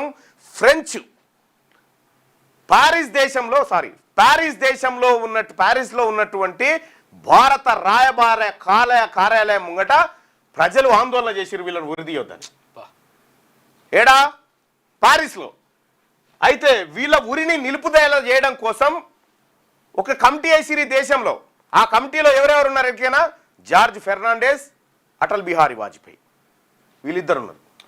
అటల్ బిహారీ వాజ్పేయి, జార్జ్ ఫెర్నాండెస్ వీళ్ళిద్దరు ఉన్నారు. ఇప్పటికీ భూమయ్య భార్య నాగమ్మ ఆ ఊర్లోనే అడుక్కొని బతుకుతుంది. కిస్టేక్ పిల్లలు లేరు. భూమయ్య కొడుకు మొన్న కాలం చేసిండు, కూతురుంది. ఆ మనవన్ పేరు, ఈ భూమయ్య మనవన్ పేరు భరత్, అతనితో నేను మాట్లాడడం జరిగింది. అయితే ఈ భూమయ్యను ఉరిదీశారనేటువంటి విషయం ఆల్ ఇండియా రేడియోలో వస్తే అప్పుడు ఆమెకు చెప్పిరట. ఈ భూమయ్యను ఫస్ట్ విశాఖపట్నం జైల్లో వేస్తే, ఆ తర్వాత వరంగల్ జైల్లో వేస్తే చూస్తందుకు పోతందుకు కూడా బస్ కిరాయి లేకుండా ఆగిపోయిందట. ఇది ఆ నాగమ్మ చరిత్ర. ఆ భూమయ్య, ఆ కిష్టయ్య గౌడ్లు తమ జీవితాలను పణంగా పెడితే ఇవాళ భూస్వాములు పోయారు. ఇదే వీళ్ళు చనిపోయిందేమో 75లో. భారతదేశంలో మనతాన పీపుల్స్ వార్ పుట్టిందేమో 1980లో. వీళ్ళు ఏం చేశారు ఎరికేనా? వీళ్ళు ఏం చేశారంటే ఈ పీపుల్స్ వారు ఈ భూమయ్య కిష్టయ్య మా ఊళ్ళే అని చెప్పింది. మా ఊళ్ళే అని చెప్పి వాళ్ళ ఖాతాలో జమ చేసుకున్నారు. సరే, ఏం చేసినా కూడా ఈ భూమయ్య కిష్టయ్య గౌడు చరిత్ర ఈ పత్రికలు, ఈ టీవీ ఛానళ్ళు మనకు చెప్తాయా? చెప్పవు. మనమే తెలుసుకోవాలి. వీళ్ళు బీసీలు కాబట్టి ఇది అగ్రవర్ణాలు ఆయన చేసింటే ఇలా గిన్ని పుస్తకాలు తయారు చేయాలి. సూర్యుడు అంటుండే ఈ చెంచల్ కూడా ఏది ముషీరాబాద్ జైల్లో చివరి ఉరి తీసింది వీళ్ళిద్దరినే. చివరిసారిగా ఉరి తీసింది వీళ్ళిద్దరినే. 1975లో తీసిరు. అంటే 50 ఏళ్ళు అయింది ఉరి తీసి ఇప్పటి వరకు మళ్ళా ఉరి అనేది లేదు ఈ ప్రాంతంలో. ఉరి తీసే ఫెసిలిటీస్ మన తెలంగాణ జైళ్ళలో లేవు. అయితే ఇటువంటి చరిత్రను వీళ్ళు చెప్పరు మనకు. కాంగ్రెస్ గవర్నమెంట్ కాదు. ఎస్, ఎమర్జెన్సీ కాలం అదే.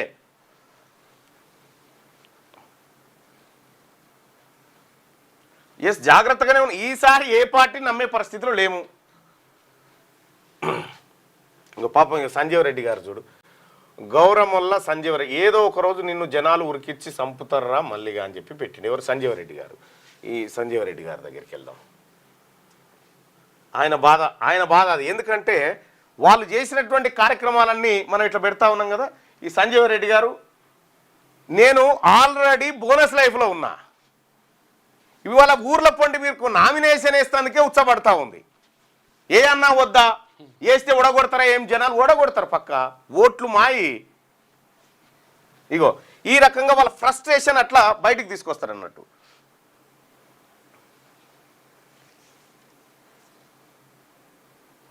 ఇప్పుడు మనం వట్టిగానే వాడిని 10 మాటలు అనొచ్చు, కానీ ఏం లాభం అనకూడదు అట్లా. రైట్ బాయ్ సాబ్, ఇక న్యూస్కి వెళ్దాం. ఇప్పుడు మా బీసీలు అనవసరంగా ఇప్పుడు నిన్నో మాట అంటారు అని అనిపించుకునేందుకు వాళ్ళు ఇష్టం వచ్చినట్టు తిట్టుపాడవుతారు. వట్టిగానే తిడతారు బీసీ. బాధ అనిపిస్తుంది, కోపం అనిపిస్తుంది. ఇప్పుడు సంజయ్ రెడ్డినో మాట అంటారు, మంచిదేనా అది? దయచేసి ఎవరు ఏమనుకోరు బాయ్ సాబ్, పోనీ మన విధానం అది కాదులే. అంటే వాళ్ళ బతుకంతా దాని మీదనే డిపెండ్ అయి ఉంటుంది అన్నట్టు. నిన్న ఒకటి వచ్చింది నా దగ్గరికి. మన వాకిటి శ్రీహరి గారు ఉన్నారు కదా, వాకిటి శ్రీహరి గారు మినిస్టర్. అవును, మొన్న 3 మంత్రులు ఇస్తే అందులో బీసీ వాకిటి శ్రీహరికి ఇచ్చిండ్రు. ఓపెన్ వాట్సాప్ ఓపెన్ చేయి. వాకిటి శ్రీహరికి అరే ఇంకా ఏ కాలం అనుకొని బెదిరిస్తుర్రా మీరు మమ్మల్ని? నాకు అర్థం కాదు. సీట్లో ఎవరు కూర్చున్నారు అంటే మంత్రి సీటు అది. ఇక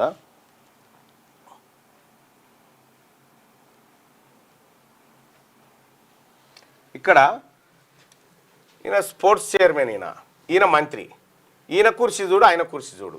ఈయన రెడ్డి కాబట్టి ఇట్లా కూర్చున్నాడు, ఈయన బీసీ కాబట్టి కింద పారేసిరు ఆయన. ఈయనదే ఈ ప్లేస్ లో ఒక రెడ్డి మంత్రి ఉండి బీసీ స్పోర్ట్స్ అథారిటీ చైర్మన్ ఎట్లా కూర్చుంటోళ్ళు చెప్పుర్రి. ఈ అహంకారం చూడరు ఎట్లా ఉందో. పెద్ద కుర్చీ ఈయనది అసలు అది.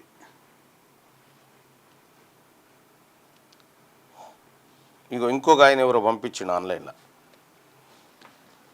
ఇది చూసిరా, మంత్రి పదవిలో ఉన్నా మనుగడ కష్టమేనా, చోటామోటా రెడ్డి నాయకులకు కూడా బీసీ మంత్రులు సలాం కొట్టాల్సిందేనా. ఇది సోషల్ మీడియాలో నిన్న విపరీతంగా. తెలంగాణ క్రీడల మంత్రి బీసీ బిడ్డ అయిన వాకిటి శ్రీహరి ముదిరాజ్ కుర్చీలో శివసేనారెడ్డి కూర్చొని శ్రీహరిని పక్కన కుర్చీలో కూర్చోబెట్టి అవమానించిన తీరు ఇందుకు నిదర్శనం అని చెప్తా ఉన్నారు. అసలు మరి ఆ చైర్ ఆయనదేనా కాదా మనకు తెలియదు, కానీ మొత్తానికైతే వాకిటి శ్రీహరి ఒక బీసీ మంత్రికి ఒక అహంకారపూరితంగా రెడ్డిలో అవమానిస్తున్నటువంటి తీరుని ఇది ఇక్కడ ఆత్మగౌరవం దెబ్బతింటుంది. మనది ఈ ఆత్మగౌరవం దెబ్బతినేదే ఇక్కడ. మంత్రి ఆయన ఆఫీస్ అది. ఇక నేను చెప్తే కదా అప్పట్లో రుణమాఫీ మనకు కాదు నాయన, రుణమాఫీ మన కొంపలు కొట్టుకపోతా ఉన్నారా ఈ రుణమాఫీ పేరు మీద అని చెప్పిన కదా. ఇగో ఒక ఊర్లో రుణమాఫీ జరిగింది చూడరు. ఇగో ఎవరెవరికి వచ్చినా చూడరు. సామిరెడ్డి వెంకటరెడ్డికి 1,03,000 మాఫీ అయింది. మాధవరెడ్డి భార్య భారతమ్మకు 1,03,000 మాఫీ అయింది. రొక్కం రవీందర్ రెడ్డికి 94,000, కొంతం కృష్ణారెడ్డికి 14,000, తర్వాత కొంతం రుక్కమ్మకు 1,23,000, ఇక కొంతం ప్రతాప్ రెడ్డికి 85,000, పాపిరెడ్డికి 1,00,000. ఇగో రుణమాఫీలు జరిగినాయి మొన్న. చూడుర్రి రుణమాఫీలు ఎంత అద్భుతంగా జరిగినాయి. ఇది ఎక్కడ మన ఇబ్రాహీంపట్నం ఎమ్మెల్యే మల్రెడ్డి రంగారెడ్డి సొంత ఊర్లో ఇగో రెడ్లకు జరిగిన రుణమాఫీ మొన్న పైసలు. అందుకోసమే సొమ్ము మనది, మన సొమ్ముతో వాళ్ళు జల్సాలు చేసుకుంటా మనని బిచ్చగాల లెక్క చూస్తూ ఉంటే ఇక తిరగబడే రోజు దగ్గరికి వచ్చింది. తిరగలేరు ఇక మీరు ఊర్లో పొంటి కష్టం. ఐకానిక్ అద్భుతం గాంధీ సరోవర్ వద్ద ప్రపంచంలోనే ఎత్తైన టవర్ నిర్మాణం. ఇక చూసుకోవాలి మనం. గాంధీ సరోవర్ వద్ద ప్రపంచంలోనే ఎత్తైన టవర్ నిర్మాణం. ORR పై గేట్వే ఆఫ్ హైదరాబాద్ బహుళ ప్రయోజనకారిగా మూసి పునరుజ్జీవన ప్రాజెక్టు. ఆధునిక ఆర్థిక కేంద్రంగా హైదరాబాద్ నగరాభివృద్ధికి ప్రణాళికలు 2 నెలల్లో టెండర్లు పిలవాలని అధికారులకు సీఎం ఆదేశం జారీ చేసిందట. ఇప్పుడు ఏది మూసి మీద ఆ నీళ్ల మీద ఈ సౌర పలకలు పెట్టి ఇది పెట్టుబడులు తీసుకొస్తా ఉన్నారట. సోలార్ ఎనర్జీకి సంబంధించినటువంటిది 6,700 మెగావాట్లకు సంబంధించినటువంటి ఉత్పత్తి చేయబోతున్నారని అదొకటి. తర్వాత ఐకానిక్ అద్భుతం జరగబోతుంది. ఇక మూసీ నది గిట్ల అవుతుందట. ఇక సింధూర్లో 6 పాక్ విమానాలు కూల్చాం, ఎయిర్ చీఫ్ మార్షల్ వెల్లడించిండు. ఆపరేషన్ సింధూర్లో భాగంగా భారతీయ వాయుసేన పాకిస్తాన్కు చెందిన 5 యుద్ధ విమానాలను మరో పెద్ద విమానాన్ని కూల్చేసిందని air chief marshal Amarpreet Singh శనివారం ప్రకటించారు. ఇది గగనతల యుద్ధంలో భారత్ ఇప్పటి వరకు సాధించిన అతిపెద్ద విజయమని ఆయన పేర్కొన్నారు. 3 నెలల క్రితం జరిగిన ఆపరేషన్ సింధూర్లో పాక్ విమానాలు కూలగొట్టిన విషయాన్ని బహిర్గతం చేయడం ఇదే మొదటిసారి. అయితే 16వ ఎయిర్ చీఫ్ మార్షల్ LM ఖత్రే స్మారకోపన్యాస కార్యక్రమంలో ప్రసంగిస్తూ అమర్ప్రీత్ సింగ్ పహల్గామ్ ఉగ్రదాడికి ప్రతీకారంగా చేపట్టిన ఆపరేషన్లో సాగించిన విజయాలు వివరించారు. అయితే పాక్లోని ఉగ్రవాద స్థావరాలను ఏ విధంగా ధ్వంసం చేసింది కూడా ఆయన చెప్పిండు. అయితే కాకపోతుందంటే పాకిస్తాన్ వాళ్ళు ఏమంటారు అంటే మాది ఒక్కటి కూడా కూరగొట్టలేదని వాళ్ళంటారు. ICICI పొదుపు ఖాతాలో కనీస నిల్వ 50,000 ఉన్నదట. ICICI సేవింగ్ బ్యాంక్ అకౌంట్లో మినిమం 50,000 బ్యాలెన్స్ మెయింటైన్ చేయనట్టు, లేకపోతే ఫైన్ వేస్తాడు. మినిమం 50,000 లేకపోతే లేదు. ICICI బ్యాంక్ ATMలో కరెక్ట్గా పైసలు మెయింటైన్ చేయాలి, లేకపోతే ఎవరికి ఫైన్ వేయాలి మేము. ఇక రక్షాబంధన్ ట్రాఫిక్ చక్రబంధం, వరుస సెలవులతో సొంతూరులకు జనం. హైదరాబాద్లో భారీగా నిలిచిన వాహనాలు, రాష్ట్ర వ్యాప్తంగా కిక్కిరిసిన ఆర్టీసీ బస్సులు, ప్రత్యేక పేరుతో 50% వరకు అదనపు ఛార్జీలు, ప్రయాణికులకు వ్యయ ప్రయాసాలు. రక్షాబంధన్ సందర్భంగా విద్యార్థులు బ్రహ్మకుమారులు మోడీకి రాఖీ కట్టారు. ఓ చిన్నారి ఇలా ప్రధానికి ముద్దు పెట్టింది. మరి రేవంత్ రెడ్డి, భట్టి, తర్వాత కిషన్ రెడ్డి, కేసీఆర్లు ఎవరెవరికి రాఖీ కట్టారంటే 3వ పేజీలు ఉన్నారు లోపల. రైట్గా ఆగడాలు ఆపేదెవరు, పోకిరీల రూపంలో ప్రజలకు నయా ముప్పు. గంజాయి మత్తులో హడలెత్తిపోతున్న ఆకతాయిలు, చీకటి పడితే రోడ్లు కాలనీలో వీరంగం, అడిగితే దాడులు, జనం బెంబేలు. ఈ గంజాయి బ్యాచ్ ఎక్కువైపోయి ఎక్కడికక్కడ ఆమె రైల్వే ట్రాక్ మీదకి తీసుకొస్తుంది కారు. రకరకాలుగా గంజాయి మాత్రం చాలా విచ్చలవిడిగా అయిపోయింది ఈ తెలంగాణ రాష్ట్రంలో. మరి ఇది ఎట్లా అరికడతారో ఏమో చూడాలి. మొన్న MBBS స్టూడెంట్లు కూడా గంజాయికి అలవాటు పడ్డ తర్వాత అమ్మాయిలు కూడా పండగ వేళ రైళ్లలో తిరుగు ప్రయాణంపై 20% తగ్గింపట. ఇక్కడ RTC వడ్డింపేస్తే వీళ్ళు తగ్గింపు చేస్తారు. దసరాప్పుడు అది త్వరలో ఏఐ విశ్వవిద్యాలయం మంత్రి శ్రీధర్ బాబు వెల్లడి. ఇది ఎప్పుడో చేయాల్సిన పని, లేట్ అయినా ఇంకా. ఢిల్లీ స్కూళ్ళలో 3 ఏళ్లకోసారి ఫీజుల పెంపు కొత్త చట్టం తీసుకొచ్చిన ఆ రాష్ట్ర ప్రభుత్వం అంట. 3 ఏళ్లకోసారి ఫీజుల పెంపు అంట ఢిల్లీ స్కూల్లో. ఢిల్లీలో ప్రైవేట్ స్కూలే సకా నడవాయి. అవును. ఆర్జికల్ నిరసనలో లాఠీ చార్జి, కోల్కతా అత్యాచార బాధితురాలి తల్లి పరిస్థితి విషమంగా ఉందట. దానిపైన ఒక స్పెషల్ స్టోరీ చేయండి. పాలిటెక్నిక్ పై ఫీజుల పిడుగు రూపాయలు 14,900 నుంచి 39,880కి పెంపు. డిప్లొమాలో చేరేందుకు విద్యార్థుల వెనకడుగు. ప్రైవేట్ కళాశాలల్లో 42.60% అంటూ ఇక్కడ చదువుకునేదంతా బీసీ పిల్లలు, బీసీ ఎస్సీ ఎస్టీ పిల్లలు కదా. వాళ్ళ నడ్డీర కొట్టినట్టుగా 14,900 ఫీజు ఉంటే 39,880 రూపాయలు చేశారు. మూడింతలు. ఇగో ఇది. ఇక గాజా స్వాధీనానికి ఇజ్రాయెల్ క్యాబినెట్ పచ్చ జెండా ఊపిందట. గాజాను స్వాధీనం చేసుకుంటారట. గట్టిగా వెలుగు దినపత్రికలో ఉన్నటువంటి వార్తలు చూద్దాం. ఆపరేషన్ సింధూర్లో 6 పాక్ ఎయిర్ క్రాఫ్ట్స్ కూల్చేశాం. ఇందులో 5 పైలట్ జెట్స్ ఉన్నాయంట. Indian air force chief AP Singh చెప్పిండు. పక్కా ప్రణాళికతో ఆపరేషన్, ఇది హైటెక్ యుద్ధం. 80 నుంచి 90 గంటల్లోనే టార్గెట్ని ఛేదించినాం. భారీ మూల్యం తప్పదని పాక్ కాలబేరానికి వచ్చింది. సైన్యానికి కేంద్రం పూర్తి స్వేచ్ఛనిచ్చిందని వ్యాఖ్య. మా ఒక్కటి కూడా కూరలేదని పాకిస్తాన్ అంటుంది. ఇక అర్థం కాదు. 15న పుతిన్తో ట్రంప్ భేటీ. వీళ్ళిద్దరు మంచిగానే ఊరుగా. మళ్ళా రష్యా ప్రెసిడెంట్ పుతిన్తో ఈ నెల 15న భేటీ కానున్నట్టు అమెరికా అధ్యక్షుడు డొనాల్డ్ ట్రంప్ వెల్లడించారు. యుఎస్లో జరిగే ఈ సమావేశంలో రష్యా ఉక్రెయిన్ మధ్య శాంతి ఒప్పందంపై చర్చించనున్నట్టుగా ఆయన తెలిపిండట. మనోడు ఏమంటుండే భారత్ అది చైనా అదే రష్యాతో సంబంధాలు ఉండదు అంటుండే కానీ సంబంధాలు మంచిగా ఉంటుందట. యువ గుండెకి ఏమైంది? యుక్త వయసులోనే పెరుగుతున్న గుండె పొట్లు, ఆటలాడుతూ జిమ్ చేస్తూ డాన్స్ చేస్తూ కుప్పగూలుతున్న యూత్ అట. ఇటీవల 10ల సంఖ్యలో మరణాలు సంభవిస్తున్నాయి. మారిన జీవనశైలి, ఆహారపు అలవాట్లు కారణమంటున్న డాక్టర్లు. 18 ఏండ్లు దాటితే టెస్టులు తప్పనిసరి అని సూచన చేస్తూ ఉన్నారట. ఈ గుండెపోట్లు ఇప్పుడు అత్యధికంగా వస్తూ ఉన్నాయి. ఎందుకంటే మనలో వచ్చినటువంటి మార్పులు ఏవైతే ఉన్నాయో, ఆహార అలవాట్లు కానీ లేకపోతే శారీరక శ్రమ అనేటువంటి అంశాలు కానీ, ఒకప్పుడు వెనకట సూర్యుడు పొద్దుగూట్లే వడ వరకాల బోధి పండుకుందరు, పొద్దుగూట్లే వడ వరకాల. మళ్ళీ పొద్దు పైకి రాకముందుకే గోరుకోలు పొడవంగా సుక్కలు పొడవంగా వచ్చి మూటలు కొట్టి పని చేసుకుని ఒక వాటి టాక్ లేదు, బిట్ట టాక్ లేదు. అప్పుడు శ్రమ అట్లుండే. ఐసిఐసిఐ బ్యాంకు మినిమం బ్యాలెన్స్ 50,000 అట. నేను ఐసిఐసిఐ బ్యాంకు అకౌంటే క్లోజ్ చేసుకున్నా. నేను కేటీఆర్ తడిబట్టతో ప్రమాణం చేద్దాను రా. బండి సంజయ్ సవాల్ విసురుతుండు. ఫోన్ ట్యాపింగ్ జరిగిందని నేను చేస్తా, జరగలేదని చేసే దమ్ము నీకుందా? ఉంటే ఏ గుడిలోకి రావాలో టైం డేట్ చెప్పు. ఫోన్ ట్యాపింగ్తో వ్యాపారులను బెదిరించి పైసలు వసూలు చేశారని ఆరోపణ. ఈడీ విచారణ చేస్తేనే ఆ లావాదేవీలు బయటకు వస్తాయని వ్యాఖ్య. ఇద్దరం గ్రీన్ ఎనర్జీ రంగంలో 80,000 కోట్లు. రాష్ట్రంలో భారీ పెట్టుబడులకు ముందుకొచ్చిన ఎన్టీపీసీ. సీఎం రేవంత్ రెడ్డితో సంస్థ సీఎండీ ప్రతినిధుల భేటీ. సోలార్ విండ్ పవర్ ప్రాజెక్టుల ఏర్పాటుపై చర్చ. డ్యామ్లు, రిజర్వాయర్లో ఫ్లోటింగ్ సోలార్ ప్లాంట్లు అంటే నీళ్ల మీద ఫ్లోటింగ్ సోలార్ ప్లాంట్లు 6,700 మెగావాట్ల విద్యుత్ ఉత్పత్తికి అవకాశం. ఎన్టీపీసీ ప్రతినిధులను స్వాగతించిన సీఎం అన్ని విధాలుగా సహకారం అందిస్తామని హామీ. ఈ ప్రాజెక్టులు రాష్ట్ర ఆర్థిక వృద్ధికి దోహదపడతాయని ముఖ్యమంత్రి వెల్లడి. ఇక ఇసుక మాఫియాను కంట్రోల్ చేసి ఆదాయం పెంచుతాం. కామన్ మ్యాన్కు తక్కువ ధరకు ఇసుక దొరకాలి, ప్రభుత్వానికి ఎక్కువ ఆదాయాన్ని రావాలి. ఇక V6 వెలుగు ఇంటర్వ్యూలో మంత్రి వివేక్ మాట్లాడాడు. ప్రైవేట్ రంగంలో పెన్షన్ పెంచేలా కృషి. ఇక గిగ్ వర్కర్ల కోసం కొత్త చట్టం. కంపెనీల అవసరాలకు తగ్గట్టు ఏటీసీలు ఐఐటీలు అంటే ఐఐటీలను ఏటీసీలు చేస్తారు. ఏంటంటే వాళ్ళ తండ్రి గారు అయినటువంటి వెంకటస్వామి గారు కేంద్ర కార్మిక శాఖ మంత్రి, కొడుకు వివేక్ వెంకటస్వామి గారు రాష్ట్ర కార్మిక శాఖ మంత్రి. పెన్షన్లు తీసుకొచ్చింది వెంకటస్వామి గారు అప్పట్లో. మా పాలనకు సన్నబియ్యం టర్నింగ్ పాయింట్ అని చెప్పి అంటుండే. జూబ్లీ హిల్స్ ఉప ఎన్నికల్లో కాంగ్రెస్ గెలుపు. గ్రూప్లను పట్టించుకోను, అభివృద్ధిపైనే ఫోకస్ పెడతానని చెప్పేసి వివేక్ వెంకటస్వామి అంటుండే. ఔటర్ రింగ్ రోడ్ పై గేట్వే ఆఫ్ హైదరాబాద్ గాంధీ సరోవర్ వద్ద నిర్మించాలని అధికారులకు సీఎం ఆదేశం. ఓఆర్ఆర్కు ఒకవైపు ఎకో థీమ్ పార్క్, మరోవైపు భారీ ఐకానిక్ టవర్, మధ్యలో ఎలివేటెడ్ గేట్వే. తాగు వరద నీటి నిర్వహణకు వీలుగా మూసి పునరుజ్జీవం. రివర్ ఫ్రంట్ పనులకు టెండర్లు పిలవాలని సీఎం ఆదేశాలు జారీ చేసిందట. ఆర్టీసీ బస్సులో ఫుల్ జోష్. ఇది మనం లైట్ తీసుకుంటాం కదా ఈ వార్త. రివర్ ఫ్రంట్ పనులకు టెండర్లు పిలవాలని సీఎం ఆదేశం అని చెప్పి మనమేమో చాలా లైట్గా ఏదో చేస్తాం. కానీ అగ్రవర్ణాలు టెండరా, ఓకే ఎంత వస్తుంది, ఎంత పోతుంది, ఎంత వేయాలి, ఇట్లా వాళ్ళు ఉంటారు మన వాళ్ళు. ఆర్చరీలో రిషబ్ కు కాంస్యం. India young archer Rishabh Yadav world games archery event లో కాంస్య పథకంతో మెరిశాడు. ఈ మెడల్తో పథకాల పట్టికలో మన దేశానికి చోటు లభించిందట. మెన్స్ వ్యక్తిగత కాంపౌండ్ కేటగిరీలో అతను ఈ మెడల్ సాధించారు. యాదవ్ల బిడ్డ మెడల్ తీసుకొచ్చిందట ఆర్చరీలో. ప్రభుత్వ భవనాలపై సోలార్ ప్లాంట్లు. ఇక గ్రామ పంచాయతీ ఆఫీస్ నుంచి సెక్రటరియట్ వరకు ఏర్పాటు చేయాలని చెప్పేసి బట్టి అంటుండు. అనువైన భవనాల వివరాలు వారం రోజుల్లో పంపండి.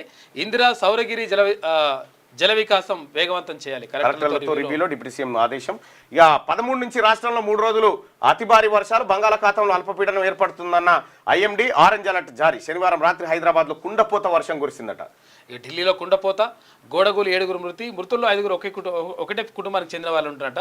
వార్నింగ్ లెవెల్కు చేరువలో ప్రవహిస్తున్న యమునా నది.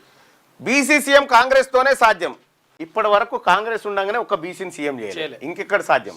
నాకు రేవంత్ కు మంచి రిలేషన్ ఉంది. పీసీసీ మహేష్ కుమార్ గౌడ్ ఈ నెల 23 నుంచి మళ్ళీ పాదయాత్ర. జూబ్లీహిల్స్ లో గెలుపు మాదే.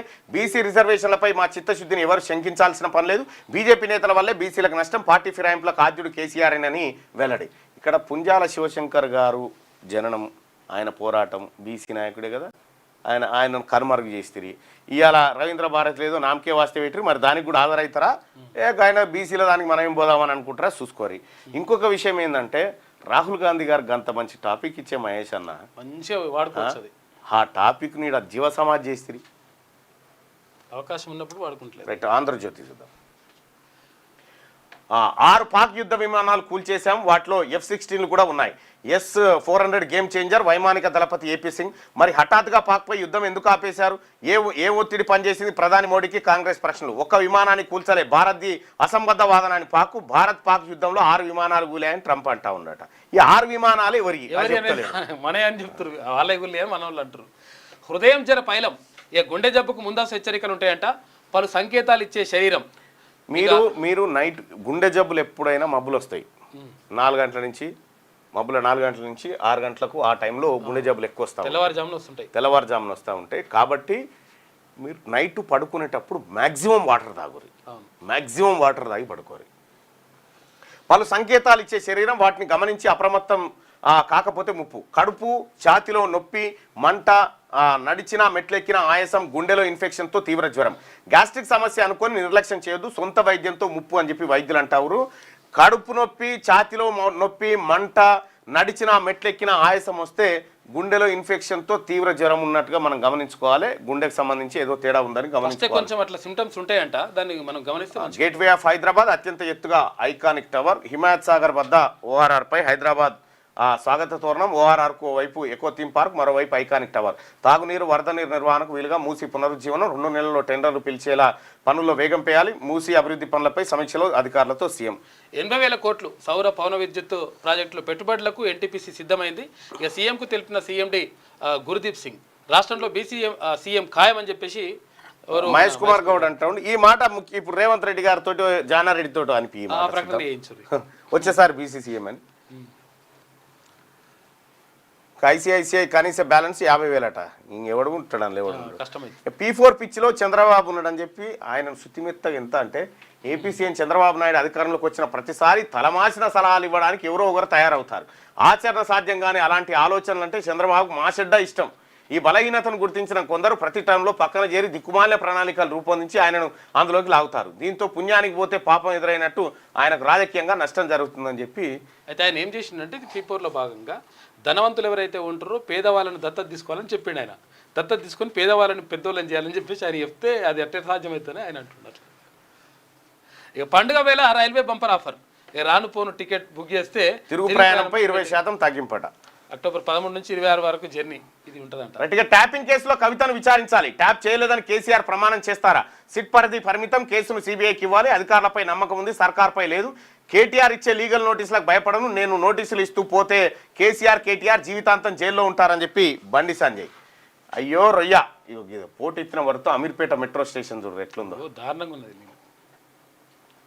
ట్రంప్ దెబ్బ, అయ్యో రొయ్య, ట్రంప్ దెబ్బకు ఆక్వా రంగం విలవిల. ఎగుమతుల్లో దేశంలోనే ఏపీ టాప్. ఉత్పత్తిలో అమెరికా 40%, సుంకంతో రొయ్యల ధర పతనం.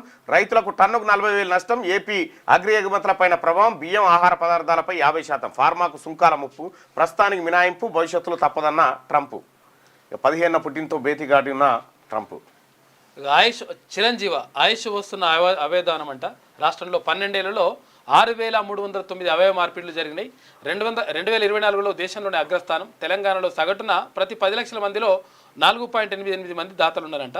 జాతీయ సగటు 1,08 మంది మాత్రమే ఉన్నారంట. గట్టిగా పంచాయతీ సచివాలయం దాకా సౌర విద్యుత్ ప్లాంట్లని ఉప ముఖ్యమంత్రి బట్టి విక్రమార్క చెప్తే, అనుబంధానికి బ్రేక్. ఈసారి కేటీఆర్కు రాఖీ ఘట్టని కవిత, అది కూడా వార్తేనా?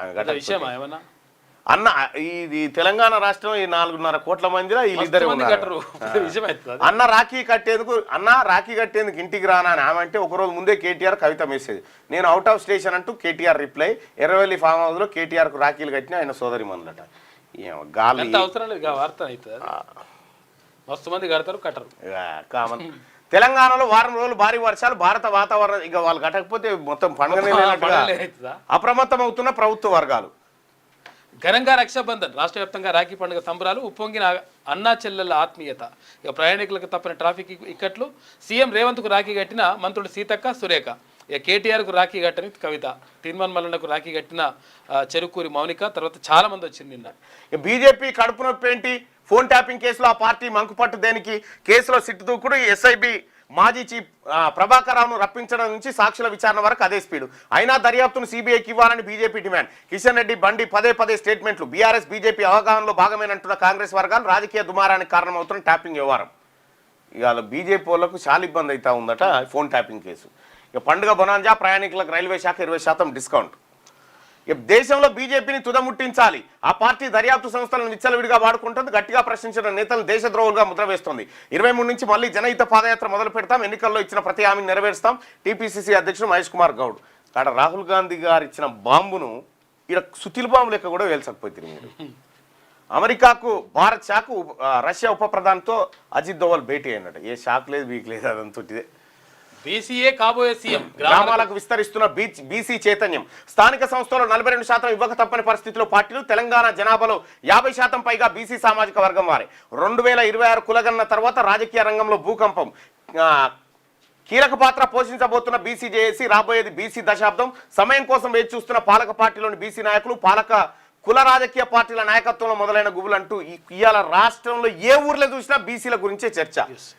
మనది మనకు కావాలి, మనది మనకు కావాలి, మనది మనకు కావాలి. 2028లో బీసీ సీఎం పక్కా. తెలంగాణ రాజకీయ రంగంలో ఇటీవలి పరిణామాలు. రాష్ట్రంలో బీసీ సామాజిక వర్గానికి చెందిన నాయకుడు సమీప భవిష్యత్తులో ముఖ్యమంత్రిగా అయ్యే అవకాశం ఉందన్న చర్చలు రేకెత్తిస్తున్నాయి. ఈ అంశం రాష్ట్ర రాజకీయాల్లో ఒక కీలక విషయంగా మారింది. తెలంగాణ గ్రామాల్లో బీసీ చైతన్యం విస్తరణ వేగం పుంజుకుంది. బీసీ యువత పలు రాజకీయ సంఘాలతో సంఘటితమవుతున్నారు. ఈ మార్పులను గమనించిన పాలక పార్టీలు వారి ఓటు బ్యాంకును హస్తగతం చేసుకోవడానికి పావులు కదుపుతున్నాయి. అందుకు అనుగుణంగా తమ రాజకీయ కార్యాచరణను రూపొందించుకుంటున్నాయి. ఈ నేపథ్యంలోనే బీసీలకు స్థానిక సంస్థల్లో 42% రిజర్వేషన్ల అమలు ముందుకు వచ్చింది. బీసీల చైతన్యానికి దడిసిన పాలక కుల పార్టీలన్నీ 42% పార్టీల పరంగా ఇవ్వక తప్పని పరిస్థితి వచ్చింది. రకరకాల డ్రామాలు ఆడి చట్టపరంగా హక్కును రాకుండా చేయటంలో 3 ప్రధాన పార్టీలు ఆడిన నాటకాన్ని బీసీ సమాజం గమనించింది. తెలంగాణ జనాభాలో బీసీలు 50, వీళ్ళు 3 పార్టీలు కలిసి ఆడిన డ్రామా మొత్తం బట్టబయలు అయిపోయింది. ఇవాళ తెలంగాణ రాష్ట్రంలో బీసీలంతా ఒకటే అరుగు మీద కూర్చొని ఏంద్రా మన సంగతి ఏంద్రా, వాళ్ళు ఎంతున్నారా, వాళ్ళ కథ ఎంతరా అనేటువంటి పరిస్థితి అయితే వచ్చింది. భారత పౌరసత్వానికి బై పోయిన ఏడాది 2 లక్షల మంది, గత 5 సంవత్సరాల్లో 9 లక్షల మందికి పైగా. కేసీ వేణుగోపాల్ ప్రశ్నకు పార్లమెంట్లో కేంద్రం సమాధానం. భారతదేశం పౌరసత్వాన్ని వదులుకుంటున్నట 9 లక్షల మంది పైగా 5 సంవత్సరాల్లో వదులుకోరట, విదేశీ పౌరసత్వాన్ని తీసుకుంటున్నారు.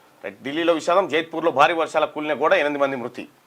రాజకీయాలకు గుడ్ బై. అరే నిజమేనా మల్లారెడ్డి గారు అట్లా అన్నాడు. అట్లానే మెడికల్ షాపులు ఓపెన్ చేస్తున్నట ఇప్పుడు. అవునా? హాస్పిటల్ అయినాయి, మెడికల్ కాలేజీలు అయినాయి, ఇంజనీరింగ్ కాలేజీలు అయినాయి, కాదు బిజినెస్ అవుతున్నాయి.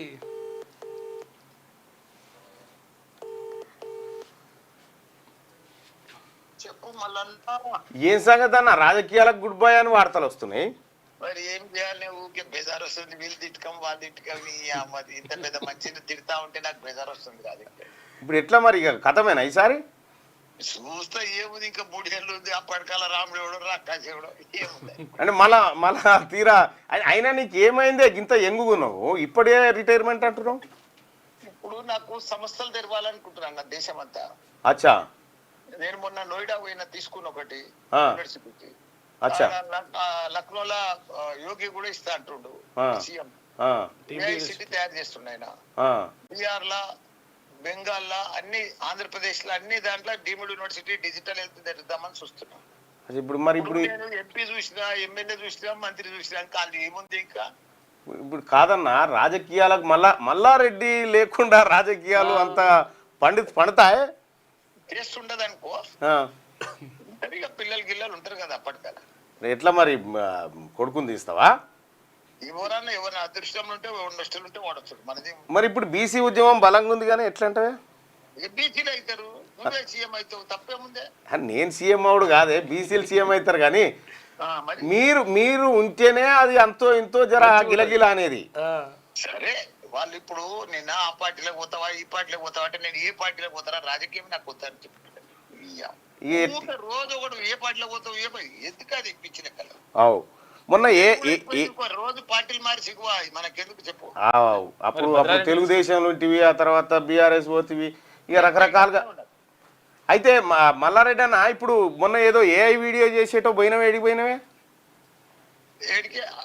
జపాన్ పోయినండి. జపాన్ పోయినావా? ఇప్పుడు నీది మా స్టూడెంట్స్ అంతా కూడా ఏఐ తయారు చేసింది. ప్రతి స్టూడెంట్ ను ప్రపంచంలో Microsoft, Google, Facebook, Apple, Amazon దాంట్లో మొత్తం వాళ్ళకి తగ్గట్టుగా పిల్లలను తయారు చేస్తున్నా. కాదే ఆ కంపెనీలే నువ్వు పెట్టొచ్చు కదా సపరేట్ పెడుతున్నానే. ఇప్పుడే యూనివర్సిటీలు వచ్చినాయి కదా, ఈసారి 2 డీమ్డ్ యూనివర్సిటీలు వచ్చినాయా, అడ్మిషన్స్ కూడా అయిపోయినాయి. పిల్లలంతా ఇప్పుడు దేశంలో నేనే నెంబర్ 1, భారతదేశంలో 3 డీమ్డ్ యూనివర్సిటీలు. నువ్వు అన్నిట్లో నెంబర్ 1 ఉన్నవే, అట్లేం లేదు. వ్యక్తి పోయింది తెలంగాణలో నేనే. అవును, మొన్న అడ్మిషన్స్ అన్ని అయిపోయినాయి. వాళ్ళకే ప్రజెంట్ చేసిన పిల్లలు ల్యాప్టాప్ లేదు నా కాలేజీకి రావద్దు, ల్యాప్టాపే వాళ్ళ లైఫ్ పార్ట్నర్. లేకపోతే ఒకటి కొనిస్తావానే పిల్లల దగ్గర పైసలు లేకపోతే?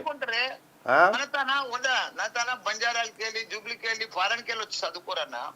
నా తనంతా రూరల్ పిల్లలు, ఓ అటెండర్ బిడ్డ, ఆయా బిడ్డ, రైతు బిడ్డ, ఇట్లా బీసీ బిడ్డలంతా వస్తారు. మిడిల్ క్లాస్ వాళ్ళు పైసలు మాయి. తన లో క్లాస్ ఫీజు, 2 క్లాస్ ఎడ్యుకేషన్. ఫీజులు కూడా అడగలుగానే ఉన్నాయి తీయని తానా.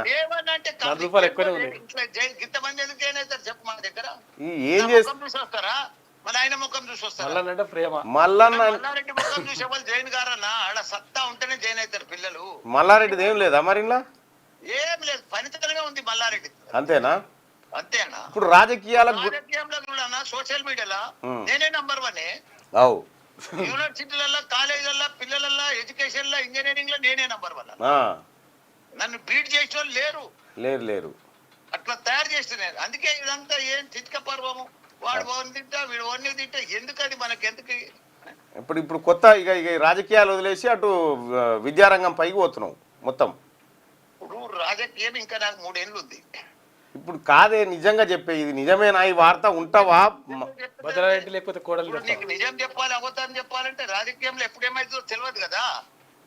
ఇప్పుడు మాత్రం నాకు ఇష్టం అనిపిస్తలేదు. రాజకీయాలలో ఇష్టం అనిపిస్తలేదా? ఇవాళ ఇష్టం అనిపిస్తలేదు. మళ్ళా 2 ఏళ్ళకి ఇష్టపడతావా? చెప్పలేం కదా. చెప్పలేదు.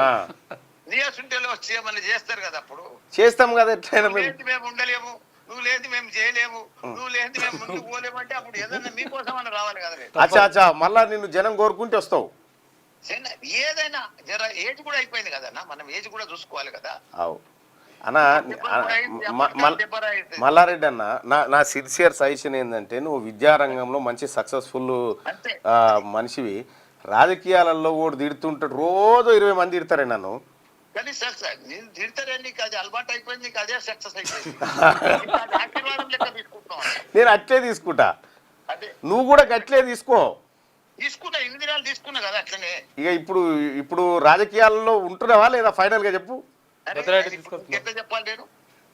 నువ్వు ఇంత సడన్ గా అడిగితే ఎట్లా చెప్పాలి నేను? ఎట్లా మరి సాటుకు ఫోన్ చేయన్నా? సాటుకొద్దు, నేర్చుకోద్దు, చెప్పటానికి చెప్తా కదా. నిన్న వాళ్ళు వచ్చి లేదా రక్షాబంధన్ మా అక్కలు అందరు వస్తే రాఖీ కడుతుంటే, నువ్వు తెలుగుదేశంలో పోతున్నావా, బీజేపీలో పోతున్నావా అని అడిగితే, నేను ఏపీలోకి పోతలేం రా నాయన, నాకు ఏజ్ అయిపోయింది, నేను ఇవ్వడం ఉంటా అని చెప్పిన. రాఖీ కట్టిన వాళ్ళకి ఏమైనా ఇచ్చినావా? ఇనా మరి ఒట్టిదేనా? ఇస్తా కదా, నేను నా పని అది కదా. ఎంత ఇచ్చినవే ఒక్కొక్క ఆడబిడ్డ? ఇక అవన్నీ నేను చెప్పలేనే. వాళ్ళకి ఎంత ఇచ్చినా తక్కువనే. అవును, ఎందుకంటే వాళ్ళ దగ్గర ఎంతో తీసుకున్నాం మనం. ఎంత ఇచ్చినా తక్కువ. అవునవును అన్నా, మీకు రిటైర్మెంట్ శుభాకాంక్షలు అన్నా. నేను ఎప్పుడు నా జీవితంలో ఎప్పుడు రిటైర్మెంట్ కాదు, గుర్తుపెట్టుకో. కాదు, రాజకీయాలలో అది రిటైర్మెంట్. నేను 90 జపాన్ లో ఎట్లుంటది గుర్తా నీకు తెలియదు? చెప్పే. జపాన్ లో 110 ఏళ్ళు బతుకుతారు. ఎవరికి కూడా రిటైర్మెంట్ లేదు. 80-90 ఏళ్ళకు కూడా ట్రాఫిక్ పోలీసు అధికారులు, గవర్నమెంట్ అధికారులు పనిచేస్తారు. ఎందుకు చేస్తారంటే ఆడ రిటైర్మెంట్ లేదు ఎవరికి, ఆడ పెళ్లిళ్ళు చేసుకోరు, చేసుకున్న పిల్లలను కనరు. కాబట్టి కొత్త ఇది లేదు కాబట్టి వాళ్ళకి ఉన్నోళ్ళకే జాబులు ఇస్తారు, ఉన్నోళ్ళే నడిపిస్తారు, వాళ్ళే ఎక్కువ దినాలు బతారు. నాకు కూడా రిటైర్మెంట్ అనేది లేదు. నువ్వు ఇంకా జపాన్ లో లేవే, ఈడున్నావు, ఎన్ని రోజులు ఉంటావు ఇంకా? జపాన్ మాదిరిగా చేస్తేనే టెక్నాలజీ. ఇప్పుడు మల్లారెడ్డి అంటే ఒక ఏఐ. మళ్ళీ ఏమనుకుంటావు నువ్వు? తీన్మార్ మళ్ళా అనుకున్నావా? ఏం నన్ను కాదు కాదు, నేనైతే ఎన్నడికి మల్లారెడ్డిని కాలేదు. ఒక ఏఐ ప్రతి స్టూడెంట్ ఒక ఏఐ తయారు చేస్తా, ప్రపంచం తగ్గట్టు తీర్చిదిద్దుతా. ప్రపంచంలో రెండు షార్టేజ్ ఉన్నాయి, ఒకటి టెక్నాలజీ, ఒకటి స్కిల్. ఆ రెండు మన యువతకు మనం ఫుల్ఫిల్ చేసి వరల్డ్ క్లాస్ ఇంజనీర్లను, వరల్డ్ క్లాస్ డాక్టర్లను తయారు చేసే బాధ్యత నాది. ఇప్పుడు ఇంత సమయం దాని మీదనే కేటాయిస్తే రాజకీయాలకు సరిపోదు, కానీ అందుకే రిటైర్మెంట్ దానికి సమయం ఏం అవసరం? ఇప్పుడు నియాసుంటే ఉన్నారు కదా, చిట్టుకుంటానికి, చేసుకుంటానికి, చూసుకుంటానికి. ఇంకా మస్తు వయసు ఉన్నది కదా మీరు, కానీ మీ పాట కానీ ఇప్పుడు నేనేమంటా, ఇప్పుడు రిటైర్మెంట్ శుభాకాంక్షలు చెప్పొచ్చా వద్దా? చెప్పొద్దు, అట్లా తప్పది. రాజకీయాలలో ఉంటావు. నేను రిటైర్మెంటే లేదన్నా. మరి ఆ వార్త వచ్చింది, అందుకోసమే మాట్లాడుతున్నా. వార్త ఎవరో రాస్తారే, నువ్వు ఆనంద్ ఎట్లా రాస్తారన్నా? నువ్వు వీడియో మంచిగా చూడు, నువ్వు నా స్టేట్మెంట్ కరెక్ట్. నువ్వు ఏమన్నావు? అరే కరెక్ట్ అంటే నువ్వు స్టేట్మెంట్ మళ్ళొకసారి చెప్పే పెద్దన్నా. నాకు చెప్పనీకి రాదు, చెప్పేది మళ్ళా. నా నెత్తికి 2 చేతులు పెట్టి నేనేదో బాధపడ్డట్టు, నేను వెళ్ళిపోతున్నట్టు వాడేదో అడ్వర్టైజ్ ఇవ్వాలి రేపు అన్న. ఎవరికి వార్తలకు, ఎవరికి సోషల్ మీడియాలో, ఎవరికి యూట్యూబ్ లకు, ఎవరికి గిరాకీ లేదు. లేడు, లక్షలు అయిపోయినాయి, 1000 అయిపోయినాయి. ఇంకా ఘోరం దాన్ని కల్పితం చేసి ఇంకా ఎక్కువ రాస్తారు. ఇప్పుడు మల్లారెడ్డి అంటే అందరికి ఏతువా కదనే? కరెక్టే, అందుకే రాసుకోమన్నా, చూసుకోమన్నా, జర ఏదన్నా 4 పైసలు వస్తాయి కదా వాళ్ళకి. అట్లా ఇప్పుడు మరి ఎవరు ఉంటారే మన ఇంట్లో నుంచి? నెక్స్ట్ ఎవరన్నా? భద్రారెడ్డి ఎవరు ఉంటారే రాజకీయాలు? 3 ఉన్నారే. ఇప్పుడు ఎవరు అనుకుంటున్నావు నువ్వు? ఎవరు నేను అనుకునేది వాడిని వస్తే లేదుంటే అది అవుతుంది కాదు. ఇప్పుడు మళ్ళా ఇప్పుడు నీకు పుట్టినప్పుడు పెరిగినప్పుడు మీ అమ్మ నాయన అనుకున్నారే నువ్వు లీడర్ అవుతావు, ఎమ్మెల్సీ అవుతావని. అనుకోలేదే. నేను వస్తే ఎట్లుంటే అట్లా అవుతుంది అంతే. పిల్లలను అంటాం కానీ వాళ్ళ అదృష్టం కనమన్నా మనం. ఇది పెద్ద మాట మళ్ళన్న, ఇది చాలా పెద్ద మాట. ఇప్పుడు మరి ఇక సరేనా, చివరిసారిగా మీకు రాజకీయ రిటైర్మెంట్ శుభాకాంక్షలే. చెప్పరే. జపాన్ లెక్క రిటైర్మెంటే లేదు. మరి పుట్టుకున్న బీజేపీలోకి పోతే 75 ఏళ్ళు దాటితే లేదు మరి. అరే నాకు బీజేపీ వద్దు, తెలుగుదేశం వద్దు, ఏదొద్దే ఉన్నా. ఇప్పుడు టిఆర్ఎస్ లో బ్రహ్మాండంగా ఉన్నా. మా కేసీఆర్ తెలంగాణ అంతా దుబ్బు లేపిండు, చరిత్ర సృష్టించిండే మా కేసీఆర్. తెలంగాణ ప్రతి గ్రామాన్ని 12,769 గ్రామాలు ఉంటే ప్రతి గ్రామంలో డంపింగ్ యార్డు, గ్రేవ్ యార్డు, తాగునీరు, సాగునీరు, 24 గంటల శ్మశాన వాటికలు అయితే కట్టిండే ఊళ్ళో కనిపిస్తున్నాయి. శ్మశానం డంపింగ్ యార్డ్ కట్టలేదా? ట్రాక్టర్ ఇయ్యలేదా? ట్రాలీ ఇయ్యలేదా? మంచినీళ్ళు ఇయ్యలేదా? అటు ఈఎంఐలే కట్టుతానికి పైసలు లేకుండా అయిపోయినాయి. ఏం మాట్లాడతావా నువ్వు? ఇప్పుడు అటు ఈఎంఐల పైసలే నువ్వు చూస్తలేవా? ఊర్లో పడ్డా నువ్వు గెలిచినావు కదా. ఇప్పుడు అవునే, ప్రతి గ్రామం పో, ఎట్లా ఉంది సస్యశ్యామలం. 3 లక్షల కోట్ల మెట్రిక్ టన్నుల ధాన్యం పండించిన ఘనత మన కేసీఆర్. మరి చరిత్ర దేశంలోనే ఒక ఆదర్శ పురుషుడే, ఆదర్శ రాష్ట్రం చేసిండు. అటువంటి ఆదర్శ పురుషుడు 3 లక్షల మంది ఐటీ పీపుల్ ఉంటే 9 లక్షల మందిని తీసుకొచ్చిండే కేటీఆర్. దేశంలో ఉన్న, ప్రపంచంలో ఉన్న IT, Amazon, Google, Facebook, Apple కంపెనీలన్నీ కూడా ప్రపంచంకి వెళ్ళి తీసుకొచ్చి మన ఐటీ హైదరాబాద్ ను హెడ్ క్వార్టర్ల ఆఫీసులు, వాళ్ళ హెడ్ క్వార్టర్లు అన్ని కూడా మన హైదరాబాద్ పెట్టించిండే. అవునా? ఎవరు మర్చిపోతారు? అవునా అంటే నీకు తెలియదా? నాకు తెలిసిన కాడికి అయితే ఇల్లు తెచ్చిందని కాదన్న, నడిపిస్తున్నావు కదా, నువ్వు తెలియదా? అరే నాకు తెలిసిన కాడికి నేను చెప్తున్నా. ప్రపంచంలో హైదరాబాద్ చిత్రపటాన్ని తీసుకొచ్చిన ఘనత కేటీఆర్ అన్న. గతంలో రాష్ట్రం తీసుకొచ్చిన ఘనత దేశంలో 29 రాష్ట్రాలలో అవార్డు అంటే తెలంగాణ. ఇప్పుడు వాళ్ళదేనా నీదేమన్నా ఉందే? అరే మేమందరం ఒక టీం కదనే, క్యాబినెట్ కదా, ఒక కుటుంబం కదా, ఒక ఫ్యామిలీ. అవును, మేమందరం కలిసి చేస్తేనే కదా యూనిటీ, ఒక టీం వర్క్. ఇప్పుడు కాదన్నా, ఒకటి ఫైనల్ గా చెప్పన్నా, ఈ రాజకీయాల గుడ్ బై అనేది పక్కనేనా కాదా? బార్ అడుగుతున్నా, నేను గుడ్ బై అని చెప్పలే నిన్న స్టేట్మెంట్ లో. వాళ్ళు రాసుకురు. రైట్ అన్న, థ్యాంక్ యూ మళ్ళా. రైట్, వాళ్ళు రాసుకురు, తప్పు నేనెందుకన్నా. జపాన్లో 90-80 ఏళ్ళు ఉంటారు, అప్పటి పని చేస్తుంటారు, ఇక్కడ నేను కూడా అంతే అని చెప్తాను. ఇప్పటికైతే ఈ రోజుకైతే రాజకీయాలు వద్దనిపిస్తుంది అనే మాట అయితే అన్నాడు. ఈ రోజు కొద్దనిపిస్తుంది. మళ్ళీ ఎవరన్నా మళ్ళీ నువ్వు రావాల్సిందే అని చెప్పి ఎవరన్నా కోరితే అప్పుడు రావాల్సి వస్తుందని చెప్పాను. Public demand. ఇగో ఇట్లా కన్ఫ్యూజన్లో ఉన్నాడు మల్లారెడ్డి అన్న. ఓఆర్ఆర్పై గేట్వే ఆఫ్ హైదరాబాద్, హిమాయత్ సాగర్ గాంధీ సరోవర్ దగ్గర నిర్మించాలి, పర్యాటకులకు స్వాగతం పలికేలా ఉండాలి. ఓఆర్ఆర్కు ఒక వైపున ఎకో థీమ్ పార్కు అభివృద్ధి చేయాలి, బాపు ఘాట్ వైపు భారీ ఐకానిక్ టవర్ నిర్మించాలి, మూసీ ప్రాజెక్టును బహుళ ప్రయోజనాలు ఉండేలా నిర్మించాలి. అధికారులకు సీఎం రేవంత్ రెడ్డి ఆదేశాలు జారీ. ఇక ఎన్టీపీసీ 80,000 కోట్ల పెట్టుబడులకు సంబంధించినటువంటి వార్తను కూడా మనం ఇక్కడ చూడొచ్చు. ఇక సాక్షి దినపత్రికలో ఉన్నటువంటి వార్తలు చూస్తే 3వ రౌండ్లో అర్జున్ విజయం. ఇక చెన్నై గ్రాండ్ మాస్టర్ అంతర్జాతీయ చెస్ టోర్నీ మాస్టర్స్ కేటగిరీలో తెలంగాణ ప్లేయర్ అర్జున్ జరిగేసి 2వ స్థానంలో కొనసాగుతున్నాడు. 3వ రౌండ్లో అర్జున్ అమెరికా ఆటగాడు రే రాబిన్స్ను ఓడించిండట.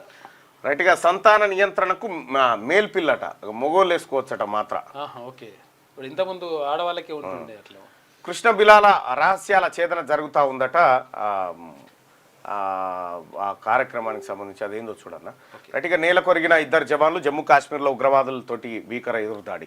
15న పుతిన్ ట్రంప్ భేటీ కాబోతా ఉన్నారు. ఇక 5 పాక్ యుద్ధ విమానాలు కూల్చేసామని వీళ్ళంటే, ట్రంప్ ఏమో 6 విమానాలు కూలిపోయినాయి అంటుండు కానీ ఎవరి అనేది చెప్తలేడు. అయితే ఎందుకు చెప్తారు? ట్రంప్ ఎప్పుడైనా భారత్ని టీచ్ చేస్తా ఉండి ఈ మధ్య కాలంలో. నిజంగా పాకు గూలేది ఉంటే, వాళ్ళతో అంత మిత్ర దేశంగా ఉన్నటువంటి పాకిస్తానీ గూలిని ఉంటే ఆయన సపోర్ట్ చేయకపోతుండే. అంతర్భాగం 6 గూలిని అని చెప్తా ఉన్నాడు.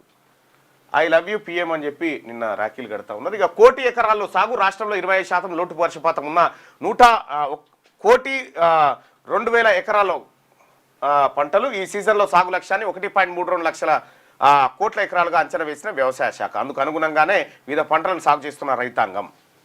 ఇక హిమాయత్ సాగర్ వద్ద గేట్వే ఆఫ్ హైదరాబాద్ నగరానికి ఘనంగా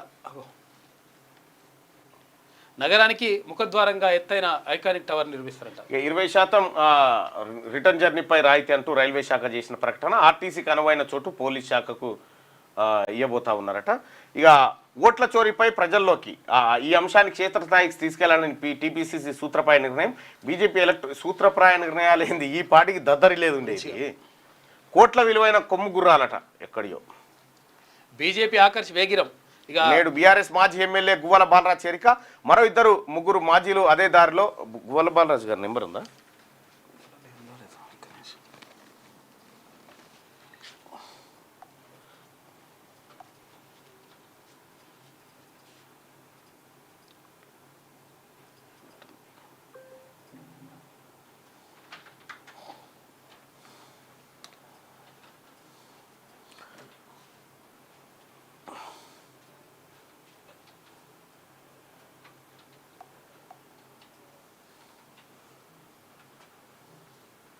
భారతీయ జనతా పార్టీలో ఇవాళ చేరబోతా ఉన్నాడు అచ్చంపేట మాజీ ఎమ్మెల్యే గోల బాలరాజు గారు.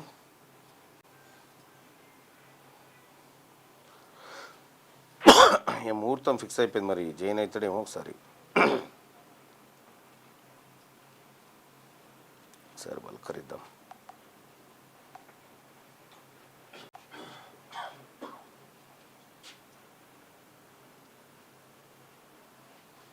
సరే చూద్దాంలే, ఇది అంతా ఎంకులాడాలి ఇప్పుడు కనుకోలే మొదలైనా. రైట్, గువ్వల బాలరాజు ఇవాళ బీజేపీలో చేరబోతుంది. అటు బనకచర్ల, ఇటు ఎమ్మెల్సీలు. సుప్రీంకోర్టును ఆశ్రయించేందుకు బీఆర్ఎస్ సన్నాహాలు. ఎమ్మెల్సీల అనర్హతపై సోమవారం కేటీఆర్ పిటిషన్ దాఖలు. బనకచర్లపై సుప్రీం న్యాయవాదులతో హరీష్ మంతనాలు చేస్తా ఉన్నారట. ఇక రోజులో సంతోషమే ఎక్కువనట.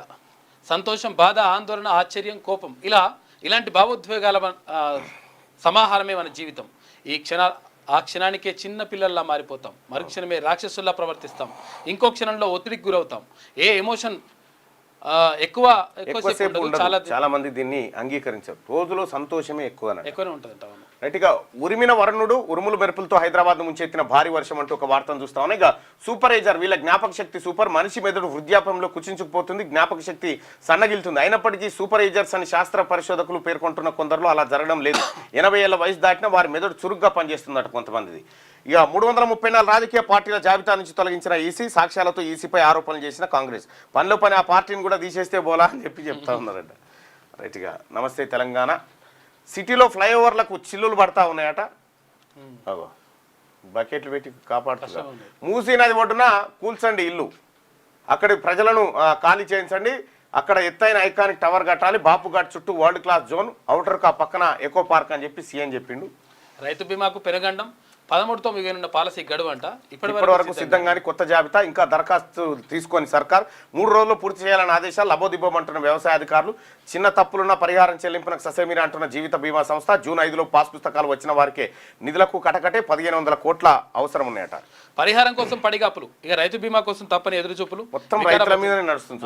బాగా ఎరువులు అడిగినందుకు కాంగ్రెస్ సవారీ, రైతులతో సారీ. శుక్రవారం మధ్యాహ్నం 1 గంటల నుంచి రాత్రి 10 గంటల వరకు యూరియా కోసం నిరీక్షణ చేస్తా ఉన్నారట. అప్పుడు వీళ్ళ అధికారంలో ఉన్నప్పుడేమో ఏం లేవు, ఐటీ షవర్లు, కేటీఆర్, ఆ రైతులు సంతోషము, ఎగిరి గంతేయడము, దావతులు చేసుకుంటూ అప్పుడు ఇప్పుడేమో ఉల్టా. ఆర్టీసీ స్పెషల్ దోపిడీ, రాఖీ రద్దీ దృష్ట్యా ఛార్జీల బాధలు, స్పెషల్ బస్సుల పేరిట భారీ వసూలు. ఇది వరకు తమరు చేసింది కూడా అదే. జర్మనీ ఫీజులో మర్మం. డమ్మీ యూనివర్సిటీ ఫేక్ కోర్సులు. ఉచిత విద్య ఉండగా 21 లక్షల ఫీజు దండగా. జేఎన్టీయూ జర్మనీ ఒప్పందం వెనక దందా. ఉచిత విద్య కేరాఫ్గా నిలుస్తున్న జర్మనీ. పబ్లిక్ వర్సిటీలు వదిలి ఫౌండేషన్తో ఒప్పందం. వసూలులో ఎవరి వాటా ఎంత అని ప్రశ్నలు. ఫిర్యాదు చేసిన వర్సిటీ మౌనంపై అనుమానాలు. ఇక సిజేరియన్లతో జేబుకు కోత. జీసీ లింక్పై జలసౌదాలో 22 సమావేశం. ఇక ఉపాధ్యాయుల క్లర్క్ల బోధనా సమయాన్ని మింగేస్తున్న విద్యాశాఖ. వృధాగా టీచర్ల విలువైన బోధనా సమయం. రికార్డులు నివేదికల కోసమే సగం సమయం. పాఠాలు చెప్పేది ఎప్పుడంటూ టీచర్లు నిట్టూరు. మీరున్నప్పుడు ఆలున్నప్పుడు కూడా ఉన్నది. అటకెక్కిన ఆయుష్మాన్ ప్రారంభం 2018లో సెప్టెంబర్ 23, 2018లో మొత్తం ఆయుష్మాన్ భారత్ ఖతం అయిపోయిందట. అందులోకి రాలేదు అప్పుడు అలా చేరలే కేసీఆర్. చాలా రోజులు ఆగమాగం చేసి యుద్ధానికి సిద్ధం కావాలని ఉద్యోగులు అనుకుంటా ఉన్నారట. ఈయన సిద్ధం చేస్తున్నాడు. ఈమె బాధ వర్ణాతీతం కదా.